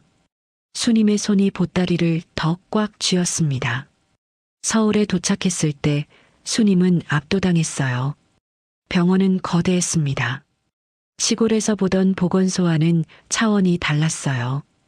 유리벽으로 둘러싸인 건물이 하늘 높이 솟아 있었고 안으로 들어서자 끝이 보이지 않는 복도가 사방으로 뻗어 있었습니다. 천장에서는 하얀 형광등이 쏟아지고 바닥은 거울처럼 반들반들했어요. 사람들이 빠른 걸음으로 오가고 어디선가 기계음이 울리고 안내 방송이 쉴 새 없이 흘러나왔습니다. 수님은 그 한가운데 서서 어찌할 바를 몰랐어요. 촌스러운 몸빼 바지에 고무신을 신고 낡은 꽃무늬 보따리를 가슴에 안은 76의 노인. 주변을 지나는 사람들 사이에서 수님은 다른 세계에서 온 사람처럼 이질적이었습니다. 복도에 안내판을 올려다 봤지만 글씨가 너무 작아 읽을 수 없었고 화살표가 가리키는 방향도 알 수 없었어요. 수님이 지나가는 간호사의 소매를 잡았습니다. 저기, 전북에서 온 박수님이라고 하는데 여기 어디로 가야 하나요? 간호사가 소견서를 확인하더니 심장혈관센터 방향을 알려주었어요. 수님은 고개를 끄덕였지만 간호사가 알려준 길이 머릿속에서 이미 뒤섞이고 있었습니다. 엘리베이터를 타고 복도를 걸으며 두세 번을 더 물어서 겨우 심장혈관센터 대기실에 도착했어요. 대기실에는 사람이 많았습니다. 수님은 구석자리에 앉아 보따리를 무릎 위에 올렸어요. 주변의 환자들과 보호자들 사이에서 웅성거리는 소리가 들려왔습니다. 오늘 미국에서 온 그 교수님 진료하는 날이지? 수님 옆에 앉은 중년 여자가 보호자에게 말했어요. 맞아. 그 양반이 죽어가는 사람도 살려낸다며. 미국에서 못 고치는 심장이 없었다는데 이번에 한국으로 돌아왔다더라고. 수님은 그 대화를 멍하니 들었습니다. 남의 나라 이야기 같았어요. 자기랑은 상관없는 대단한 사람들의 이야기. 수님은 그저 보건소 소장이 연결해준 의사를 만나 소견서를 내밀면 되는 거였으니까요. 대기실 벽에 걸린 텔레비전에서 뉴스가 흘러나오고 있었어요. 화면이 바뀌더니 병원 로비에서 찍은 듯한 영상이 나왔습니다. 미국 심장학계의 권위자이자 불가능한 수술을 성공시키기로 유명한 오혜원 교수가 마침내 국내 복귀를 결정했습니다. 수많은 러브콜을 마다하고 이곳을 선택한 이유는 수님은 귀가 어두워 앵커의 말을 다 듣지 못했어요. 하지만 화면 속에서 하얀 가운을 입은 여자의 뒷모습이 스쳐 지나갔을 때 수님의 가슴이 덜컥 내려앉았습니다. 뒷모습이었어요. 고개를 살짝 돌리며 복도를 걸어가는 여자의 뒷모습. 어깨의 각도, 걸음걸이, 머리카락이 흔들리는 방식. 어딘가 익숙했어요. 수님의 심장이 빠르게 뛰기 시작했습니다. 설마, 아니겠지. 세상에 이름이 같은 사람이 어디 한둘인가. 오혜원이라는 이름이 그렇게 드문 것도 아닌데. 수님은 자기 자신에게 그렇게 말했어요. 스스로를 달래며 무릎 위 보따리를 매만졌습니다. 보자기 사이로 시계의 단단한 감촉이 손끝에 전해졌어요. 시간이 흘렀습니다. 1명, 2명, 환자들이 이름이 불려 진료실로 들어가고 대기실은 조금씩 한산해졌어요. 수님은 계속 기다렸습니다. 보따리를 안은 채 소견서를 주머니에서 꺼냈다 넣었다 하며 불안한 마음을 달래고 있었죠. 마침내 간호사가 수님의 이름을 불렀습니다. 박수님 할머니, 1번 진료실로 들어오세요. 수님은 자리에서 일어났어요. 다리가 떨렸습니다. 심장 때문인지 긴장 때문인지 알 수 없었어요. 진료실 앞까지 걸어가 문 앞에 섰습니다. 하얀 문에 1번이라는 번호가 붙어 있었어요. 수님은 숨을 한번 고르고 문을 열었습니다. 소독약 냄새가 코를 찔렀어요. 환한 조명 아래 깔끔하게 정돈된 진료실이었습니다. 책상 위에 컴퓨터 모니터가 있었고 의자에는 하얀 가운을 입은 의사가 등을 돌린 채 차트를 보고 있었습니다. 수님은 쭈뼛거리며 방 안으로 들어갔어요. 의사의 뒷모습을 보면서 조심스레 소견서를 책상 끝에 내려놓았습니다. 저, 전북에서 온 박수님입니다. 보건소장이 여기 오면 산다고 해서. 의사가 고개를 끄덕이며 차트를 넘겼어요. 그리고 천천히 의자를 돌려 앉았죠. 수님의 눈에 가장 먼저 들어온 건 의사의 가슴에 달린 명찰이었어요. 하얀 가운 위에 단정하게 핀으로 고정된 작은 명찰. 거기에 적힌 글자가 수님의 눈에 한자 한자 박혔습니다. 심장혈관외과 교수 오혜원. 수님의 눈이 명찰에서 의사의 얼굴로 올라갔어요. 안경 너머로 보이는 눈매. 날카롭지만 어딘가 깊은 슬픔이 가라앉아 있는 눈이었습니다. 인맥, 이마의 선, 턱의 각도. 오래전 뒷문 밖으로 밀어낸 18살 소녀의 얼굴이 그 위에 겹쳐졌어요. 세월이 바꿔놓은 것은 많았지만 바꿔놓지 못한 것도 있었습니다. 그 눈. 20여 년 전 교복을 입고 울던 그 아이의 눈이었어요. 수님의 팔에서 힘이 빠졌습니다. 가슴에 안고 있던 보따리가 바닥에 툭 떨어졌어요. 보자기가 풀리며 시계가 반쯤 드러났지만 수님은 주울 수 없었습니다. 온몸이 굳어버렸거든요. 의사도 움직이지 못했어요. 차트에서 환자의 이름을 확인하려 시선을 내리다가 거기 적힌 세 글자를 본 순간 그대로 멈춰버렸습니다. 박수님, 76세, 전북 장수군. 진료실 안에 정적이 내려앉았어요. 기계음도, 복도의 발소리도, 대기실의 웅성거림도 들리지 않았습니다. 두 사람 사이에 20년의 세월이 말이 되지 못한 수만 가지 감정이 소리 없이 흐르고 있었습니다. 혜원의 손에 들린 차트가 떨리고 있었습니다. 글자 하나하나가 혜원의 눈에 모처럼 박혔어요. 20년 동안 잠들기 전마다 떠올렸던 이름과 주소가 차트 위에 찍혀 있었습니다. 혜원의 눈동자가 지진이라도 난 듯 흔들렸어요. 심장이 멈추는 것 같았습니다. 천천히 고개를 들었습니다. 진료실 의자에 앉아있는 노인이 보였어요. 아까 바닥에 떨어뜨린 낡은 꽃무늬 보따리를 허겁지겁 주워 무릎 위에 올리고 놀란 눈으로 혜원을 바라보고 있었습니다. 혜원은 숨을 쉬는 법조차 잊은 채 노인의 얼굴을 뜯어봤어요. 주름진 눈가, 투박하게 부풀어 오른 손마디, 수건으로 질끈 묶은 하얀 머리카락, 기억 속 아주머니보다 훨씬 작아진 체구. 세월이 20년치를 한꺼번에 새겨놓은 것 같은 얼굴이었습니다. 하지만 혜원은 알아봤어요. 이 세상 어디에서든 몇십 년이 흘러도 알아볼 수 있는 사람이었으니까요. 혜원의 목소리가 터져 나왔습니다. 형편없이 떨리는 목소리였어요. 혹시, 박수님, 아주머니세요? 수님의 입이 벌어졌습니다. 입술이 떨렸어요. 말이 되지 않는 소리가 목 안에서 맴돌다가 겨우 빠져나왔습니다. 아가씨? 설마, 우리 혜원 아가씨? 그 한마디에 혜원이 무너졌습니다.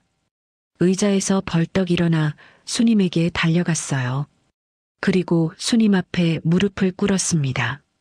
세계적인 권위자라 불리는 심장외과 교수가 촌스러운 몸빼 바지를 입은 노인 앞에 아이처럼 무릎을 꿇었습니다.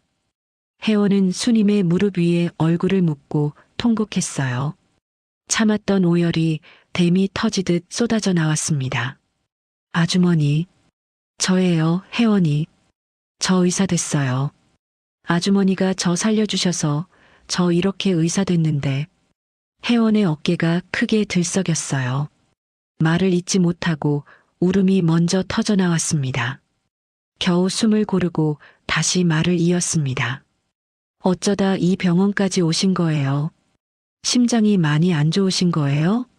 제가 너무 늦게 왔죠. 너무 늦게 찾았죠. 이제 아주머니 찾으러 가려 했는데. 혜원은 말끝을 흐렸어요. 수님의 무릎 위에서 고개를 들지 못했습니다. 20년이었어요. 20년 동안 이 사람을 찾지 못했다는 죄책감이, 이 사람이 지금 환자로 앉아 있다는 현실이 혜원의 가슴을 짓눌렀습니다. 진료실 밖 대기실에는 수십 명의 환자가 기다리고 있었어요. 시간이 한참 지나도 진료실 문이 열리지 않자 간호사가 당황해서 문을 열어봤습니다. 그리고 굳어버렸죠. 세계적인 권위자라 불리는 교수가 환자 앞에서 무릎을 꿇고 울고 있었으니까요. 혜원이 고개를 돌려 간호사를 봤어요.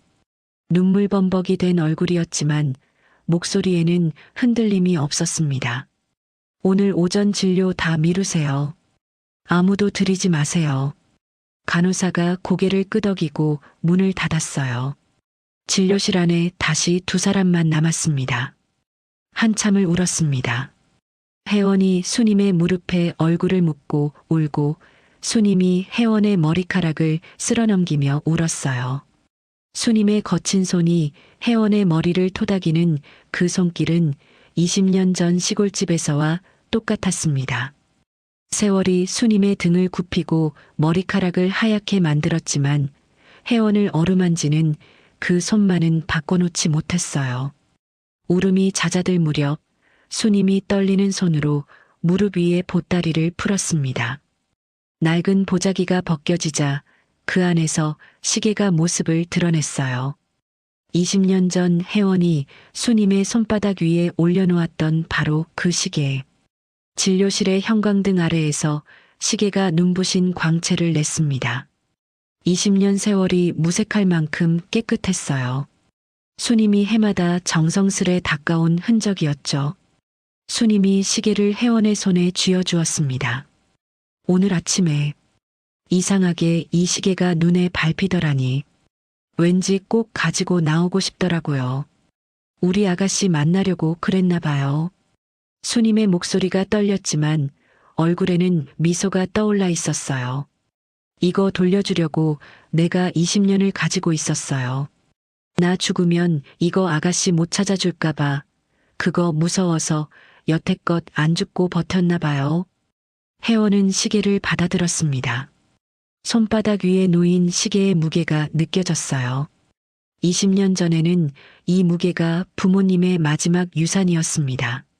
하지만 지금 이 시계에는 그것보다 훨씬 무거운 것이 담겨 있었어요. 수님이 20년간 지켜낸 약속. 자기 목숨까지 걸면서 지켜낸 신뢰. 혜원은 시계를 가슴에 품고 다시 울음을 터뜨렸습니다. 아주머니, 이거 팔아서라도 얼른 수술 받으시지. 왜 이걸 여태 가지고 계셨어요? 왜? 이렇게 몸이 악화되실 때까지. 수님이 고개를 저었어요. 어떻게 팔아요, 이걸? 우리 아가씨 다시 만나면 채워줘야 할 약속인데. 수님의 눈에서 눈물이 흘러내렸지만 입가에는 여전히 미소가 걸려 있었습니다. 이제 됐어요. 이렇게 훌륭한 의사 선생님이 된 걸 봤으니 난 이제 죽어도 여한이 없어요. 혜원은 시계를 내려다봤습니다. 그리고 천천히 손목에 채웠어요. 잠금 장치를 잠그는 찰칵 소리가 조용한 진료실에 울렸습니다. 20년 만에 시계가 제자리로 돌아온 거였어요. 시계 유리에 혜원의 얼굴이 비쳤습니다. 울먹이던 18소녀가 아니라 사람을 살리는 의사의 얼굴이었죠. 혜원은 수님의 손을 잡아 자기 뺨에 갖다 댔습니다. 수님의 거칠고 갈라진 손바닥이 혜원의 뺨에 닿았어요. 그 손이었습니다. 시골집에서 밥을 떠넣어 주던 손, 헝클어진 머리카락을 넘겨주던 손, 뒷문 밖으로 밀어내던 손. 20년이 지나도 그 손길의 온도는 변하지 않았어요. 혜원이 눈물을 닦았습니다. 그리고 수님의 눈을 똑바로 바라봤어요. 이제 혜원의 눈에는 눈물 대신 다른 것이 차올라 있었습니다. 결이었어요. 아니요, 아주머니. 죽긴 왜 죽어요. 혜원의 목소리가 달라져 있었습니다. 울음이 섞인 떨리는 목소리가 아니었어요. 환자 앞에서 흔들리지 않는 의사의 목소리였습니다. 아주머니가 저 살리셨잖아요. 이제는 제가 아주머니 살릴 차례예요. 혜원이 손목의 시계를 한번 내려다보며 말을 이었어요. 이 시계가 다시 제 주인을 찾은 것처럼 아주머니 심장도 제가 다시 뛰게 만들 거예요. 저 믿으시죠? 수님은 혜원을 바라봤어요. 눈물이 그렁그렁한 눈이었지만 그 안에 담긴 건 슬픔이 아니라 안도였습니다. 20년을 기다린 보람이 있었다는 안도. 내가 지킨 아이가 이렇게 자랐다는 안도. 수님이 천천히 고개를 끄덕였어요. 혜원은 진료실 책상 위에 놓인 소견서를 집어들었습니다. 혜원은 그 종이를 가슴에 꼭 안았어요. 이 소견서가 수님을 이 병원으로 이끌었고 이 병원에서 혜원을 만나게 했습니다. 20년을 돌고 돌아 두 사람은 다시 만난 거였죠. 혜원의 눈에 비장한 빛이 서렸습니다. 아주머니의 돈 걱정은 제가 하겠다고, 이 병원에서 아주머니를 반드시 살려내겠다고 혜원은 소리 없이 다짐했어요. 20년 전 수님이 혜원의 손에 숟가락을 쥐어줬듯 이제 혜원이 수님의 심장을 다시 뛰게 만들 차례였습니다. 혜원은 수님을 병원 최고층에 있는 특실에 입원시켰습니다. 수님은 병실에 들어서자마자 당황했어요. 방 하나가 시골집 거실보다 넓었습니다. 침대 옆에는 소파가 놓여 있었고 창문 밖으로는 서울의 야경이 한눈에 내려다 보였어요. 벽에 걸린 텔레비전은 시골집 브라운관의 몇 배 크기였고 화장실에는 흰 수건이 가지런히 쌓여 있었습니다. 수님이 침대 위에 앉으며 주위를 두리번거렸어요. 이런 방에서 자본 적이 없었습니다. 화려한 저택에서 20년을 일했지만 그 집에서 수님의 방은 다용도실 옆 작은 골방이었으니까요. 수님은 침대 시트를 손으로 매만지며 중얼거렸습니다. 이런데 누워도 되나? 이 아줌마가. 혜원이 병실 문을 열고 들어왔어요. 하얀 가운을 벗고 편한 옷으로 갈아입은 모습이었습니다. 손에는 따뜻한 죽 한 그릇이 들려 있었어요. 혜원이 침대 옆 테이블에 죽을 올려놓고 수님의 맞은편에 앉았습니다. 그리고 수님의 거친 손을 두 손으로 꼭 잡았어요. 한동안 말이 없었습니다. 혜원은 수님의 손을 잡은 채 고개를 숙이고 있었어요. 무슨 말을 해야 할지 고르고 있는 것 같았습니다. 수님은 그런 혜원을 가만히 바라봤어요. 기다려 주었습니다. 20년을 기다린 사람이니까 몇 분쯤이야 얼마든지 기다릴 수 있었죠. 혜원이 입을 열었습니다. 목소리가 낮았어요. 아주머니, 기억나세요? 저 합격하고 나서 서울 가서 장학금 받고 공부하겠다고 했던 거요. 수님이 고개를 끄덕였어요. 물론 기억했습니다. 새벽 기차역에서 혜원을 보내던 그날, 장학금 받을 방법을 알아냈으니 집 팔지 말라던 그 말. 혜원이 수님의 손을 더 꽉 쥐었어요. 그리고 고개를 들어 수님의 눈을 바라봤습니다. 사실 그거 다 거짓말이었어요. 수님의 눈이 커졌습니다. 서울 가면 아주머니가 제 등록금 대시려고 하나뿐인 집이랑 텃밭까지 다 파실 거 알았거든요. 마당에서 이웃집 아저씨한테 부탁하시는 거 저 다 들었어요. 저 때문에 아주머니 인생이 통째로 없어지는 걸 차마 볼 수가 없었어요. 수님이 입을 벌렸다가 다물었어요. 뭐라 말을 하려 했지만 혜원이 먼저 이었습니다. 그리고 서울은 너무 무서웠어요. 그 사채업자들이 제 학적부라도 뒤져서 저 찾아내면 아주머니까지 위험해질까봐. 그래서 아예 아무도 찾을 수 없는 곳으로 떠나기로 했던 거예요. 혜원의 목소리가 떨렸어요. 그게 아주머니랑 저 둘 다 살리는 길이라고 믿었거든요. 수님은 아무 말도 하지 못했습니다. 혜원을 멍하니 바라볼 뿐이었어요. 20년 전 기차역에서 혜원이 꼭 돌아올게요라고 소리치던 그 모습이 떠올랐습니다. 그때 혜원은 이미 서울이 아닌 더 먼 곳으로 떠날 결심을 하고 있었던 거였어요. 홀로 세상 끝으로 떠나면서도 아주머니에게는 장학금 받겠다고 거짓말을 한 거였습니다. 수님이 걱정할까봐, 수님이 자기를 붙잡을까봐. 혜원이 말을 이었어요. 미국에서의 이야기였습니다. 미국에 도착했을 때 혜원의 주머니에는 아무것도 없었어요. 말도 통하지 않는 나라에서 혼자 살아남아야 했습니다. 낮에는 식당 주방에서 바닥을 닦고 그릇을 씻었어요. 기름때가 낀 바닥을 무릎 꿇고 걸레질하면서 서울 저택의 대리석 바닥이 떠오른 적도 있었죠. 밤이면 좁은 원룸 책상 앞에 앉아 의학교재를 펼쳤습니다. 영어로 된 두꺼운 책을 한 페이지씩 넘기며 코피를 쏟을 때까지 공부했어요. 포기하고 싶은 밤이 셀 수 없이 많았습니다. 뜨거운 물에 대인 손으로 교재를 넘기면서 이게 무슨 소용인가 싶은 날도 있었어요. 그럴 때마다 혜원의 머릿속에 떠오르는 풍경이 있었습니다. 시골집 툇마루, 수님이 밥을 차려주던 그 자리, 된장국 김이 모락모락 나던 그 아침. 혜원은 그 장면을 눈앞에 그리며 버텼어요. 미국에서 포기하고 싶을 때마다 그 시골집 툇마루에서 제 밥 챙겨주시던 아주머니 생각만 했어요. 혜원의 목소리가 젖어 있었습니다. 내가 꼭 성공해서 아주머니가 흘린 땀방울 하나하나 다 갚아드리겠다고 매일 밤 다짐했어요. 장학금을 받아 의대에 들어갔고 졸업 후 미국 최고의 대학병원에서 수련을 시작했습니다. 잠을 3시간밖에 자지 못하는 날들이 이어졌지만 혜원은 쓰러지지 않았어요. 쓰러질 수 없었습니다. 돌아가야 할 사람이 있었으니까요. 그리고 의사가 되자마자 혜원이 제일 먼저 한 일이 있었어요. 그렇게 의사 되자마자 제일 먼저 한 일이 우리 부모님 사건 다시 조사하는 거였어요. 수님이 숨을 멈췄습니다.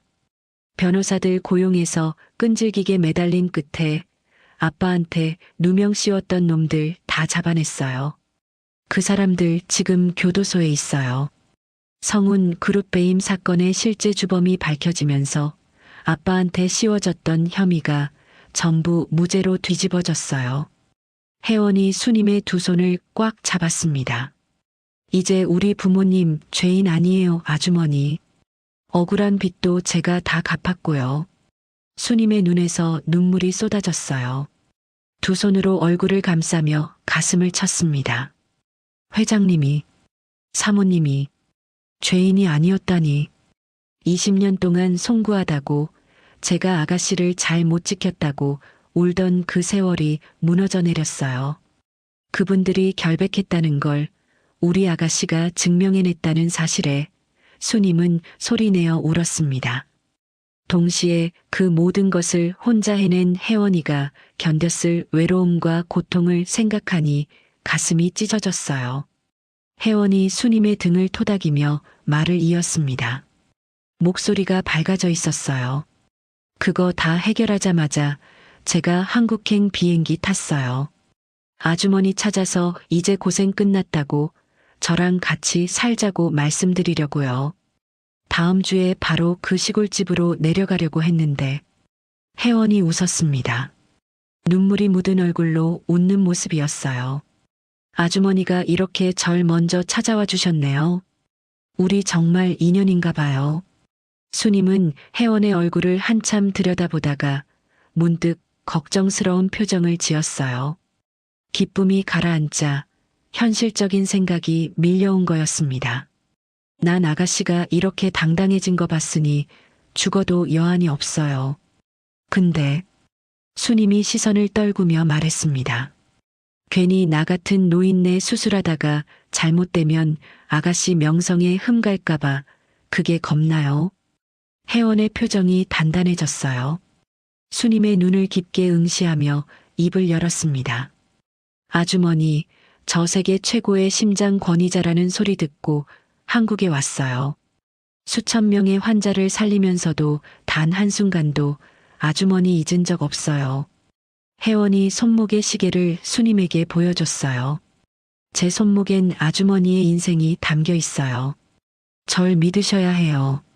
아주머니가 저 살려주셨듯 이제 제가 아주머니 고쳐드릴게요. 수님이 고개를 끄덕였습니다. 미소를 지으며 고개를 끄덕이는 수님의 눈에서 눈물이 한 줄기 흘러내렸어요. 더 이상 거부하지 않았습니다. 이 아이를 믿기로 한 거였어요. 20년 전에도 이 아이를 믿고 보냈듯이 지금도 이 아이의 손에 자신의 목숨을 맡기기로 한 것이었습니다. 수술 전날 밤이었어요. 병실에 달빛이 비치고 있었습니다. 혜원이 수님의 침대 옆에 앉아 있었어요. 수님의 머리카락을 빗으로 정리해주고 있었습니다. 정확히 20년 전 뒷문 앞에서 수님이 혜원의 헝클어진 머리를 넘겨주던 그 손길과 같은 방향이었어요. 다만 이번에는 위치가 바뀌어 있었죠. 혜원이 머리를 빗겨주고 수님이 가만히 눈을 감고 있었습니다. 혜원이 빗을 내려놓고 환하게 웃었어요. 오랜만에 짓는 아이 같은 웃음이었습니다. 아주머니, 수술 끝나고 건강해지시면 저랑 같이 사시는 거예요. 20년 동안 고생하셨으니까 앞으로 평생 제가 아주머니 딸이 되어서 다 갚아드릴게요. 수님이 눈을 떠 혜원을 바라봤습니다. 달빛에 비친 혜원의 얼굴은 20년 전 시골집 툇마루에 앉아 감나무를 바라보던 그 소녀의 얼굴과 겹쳐 보였어요. 세상이 무너져도 결국 다시 일어선 아이. 그 아이가 지금 자기 곁에 앉아 있었습니다. 수님이 혜원의 손을 잡았어요. 힘이 많이 빠진 손이었지만 혜원의 손가락을 감싸는 그 악력만은 단단했습니다. 병실 창밖으로 달빛이 비치고 그 빛 아래서 두 사람의 그림자가 나란히 놓여 있었어요. 20년의 기다림과 한이 천천히 녹아내리는 밤이었습니다. 수술은 8시간이 걸렸습니다. 혜원이 수술실에 들어간 건 아침 8시였어요. 수술실 문 위에 붙은 붉은 등이 켜졌고 그 등이 꺼지지 않은 채 오전이 지나고 오후가 왔습니다. 복도에서 기다리던 간호사들은 시간이 지날수록 불안한 얼굴이 되었어요. 76세 노인의 심장 수술. 쉬운 수술이 아니었습니다. 게다가 집도의가 환자와 개인적인 관계라는 소문이 병원 안에 퍼져 있었죠. 손이 떨리지 않을까, 판단이 흔들리지 않을까, 의료진 사이에서 걱정하는 목소리가 나왔어요. 하지만 수술실 안의 혜원은 흔들리지 않았습니다. 메스를 잡은 손은 단단했어요. 20년 전 수님이 혜원의 손에 숟가락을 쥐어줬을 때 그 숟가락을 놓지 않겠다고 다짐했던 것처럼 지금 혜원의 손은 메스를 놓지 않았습니다. 불가능한 수술을 성공시키기로 유명한 의사. 그 이름에 걸맞게 혜원은 수님의 심장을 다시 뛰게 만들었어요.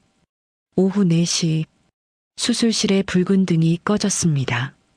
문이 열리고 혜원이 걸어 나왔어요. 수술복이 땀에 젖어 있었고 마스크 자국이 양볼에 붉게 남아 있었습니다. 8시간 동안 서 있었던 다리가 풀려 비틀거릴 뻔했지만 혜원의 얼굴에는 미소가 떠올라 있었어요. 환한 미소였습니다. 기다리고 있던 간호사들에게 고개를 끄덕여 보이며 혜원이 말했어요. 성공이에요. 그 한마디에 복도에 안도의 한숨이 퍼졌습니다. 중환자실로 옮겨진 수님은 하루가 지나서야 의식을 되찾았어요. 천천히 눈을 떴습니다. 천장에 하얀 형광등이 보였어요. 어디인지 모르는 방이었습니다. 코에 산소줄이 걸려 있었고 팔에 수액이 연결되어 있었어요. 손가락 하나 움직이기 힘들었습니다. 그때 무언가 따뜻한 것이 왼손을 감싸고 있다는 걸 느꼈어요. 고개를 돌렸습니다. 혜원이었어요. 침대 옆 의자에 앉아 수님의 손을 두 손으로 꼭 잡은 채 잠들어 있었습니다. 고개가 침대 난간에 기대어 있었고 얼굴에는 피로가 짙게 내려앉아 있었어요. 밤을 지새운 게 분명했습니다. 수술을 마치고도 곁을 떠나지 않은 거였죠. 수님이 희미한 목소리로 말했어요. 아가씨, 저 산 건가요? 혜원이 눈을 떴습니다.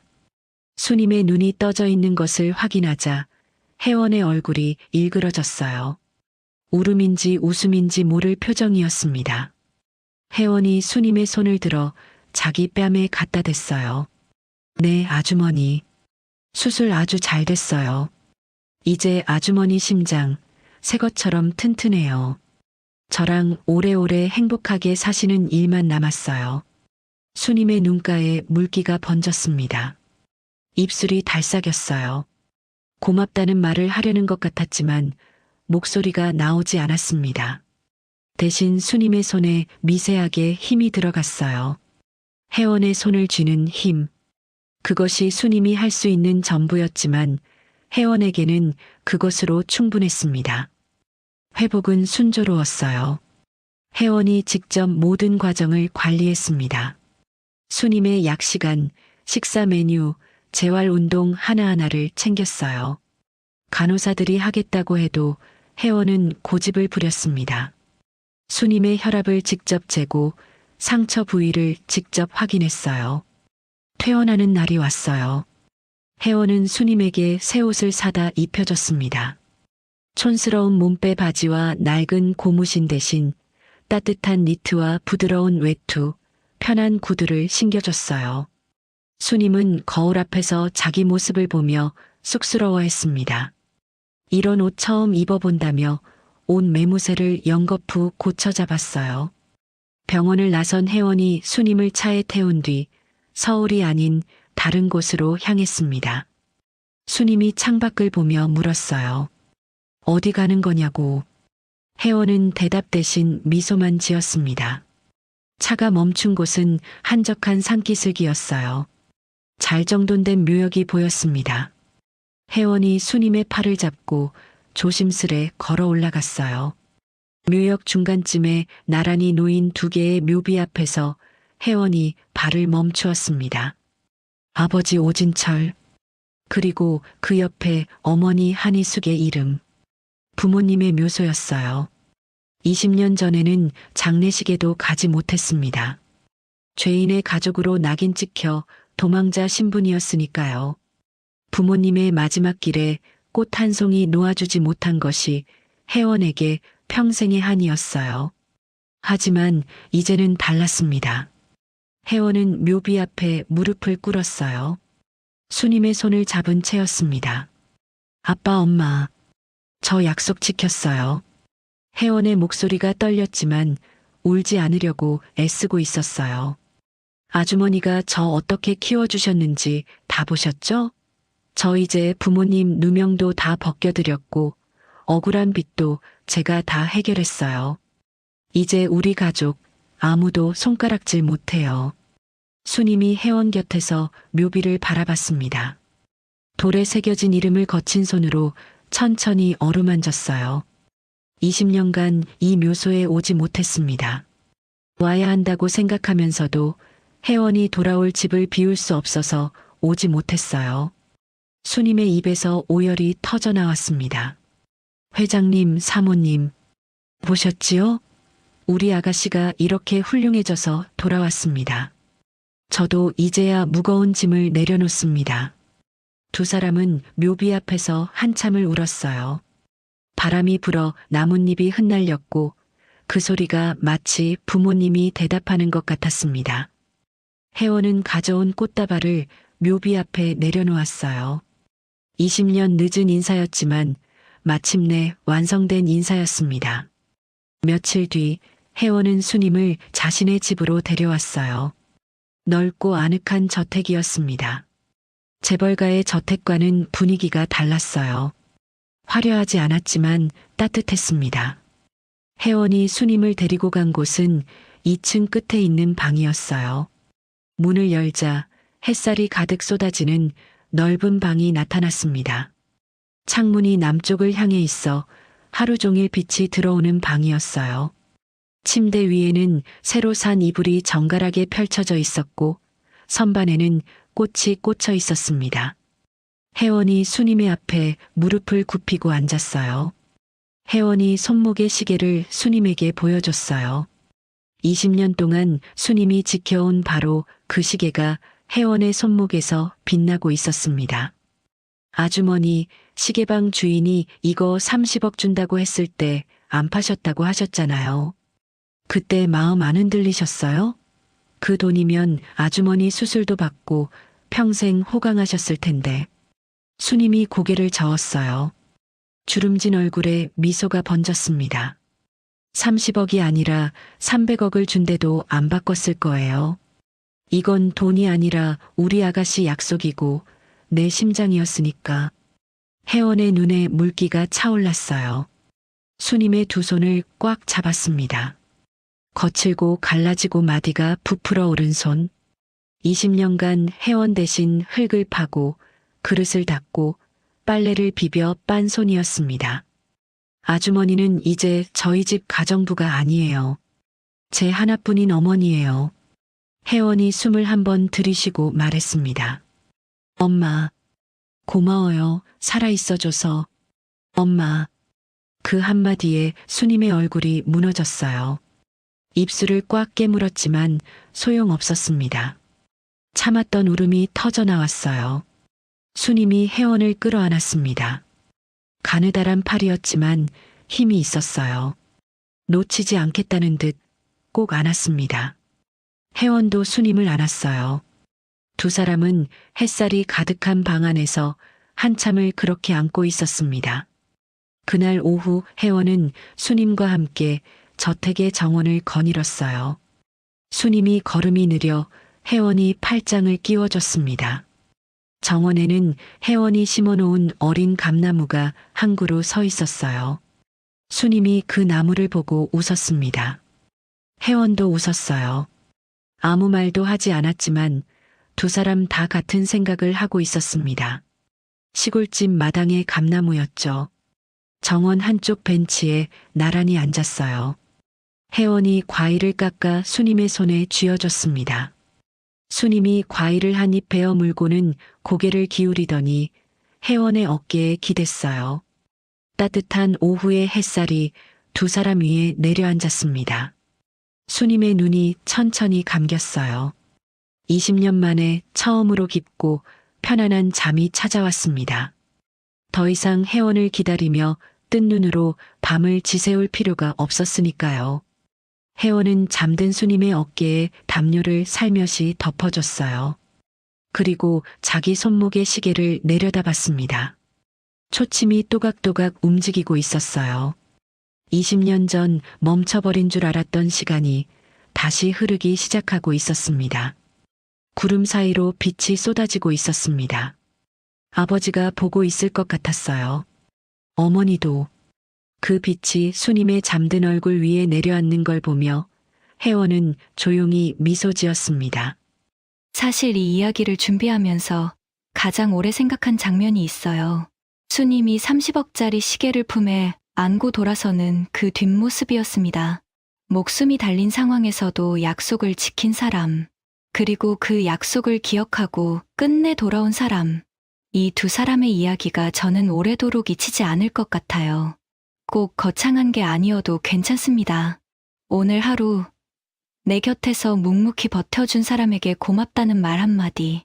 그게 누군가에게는 20년을 버틸 힘이 될 수도 있으니까요. 끝까지 함께해 주신 여러분, 정말 감사합니다.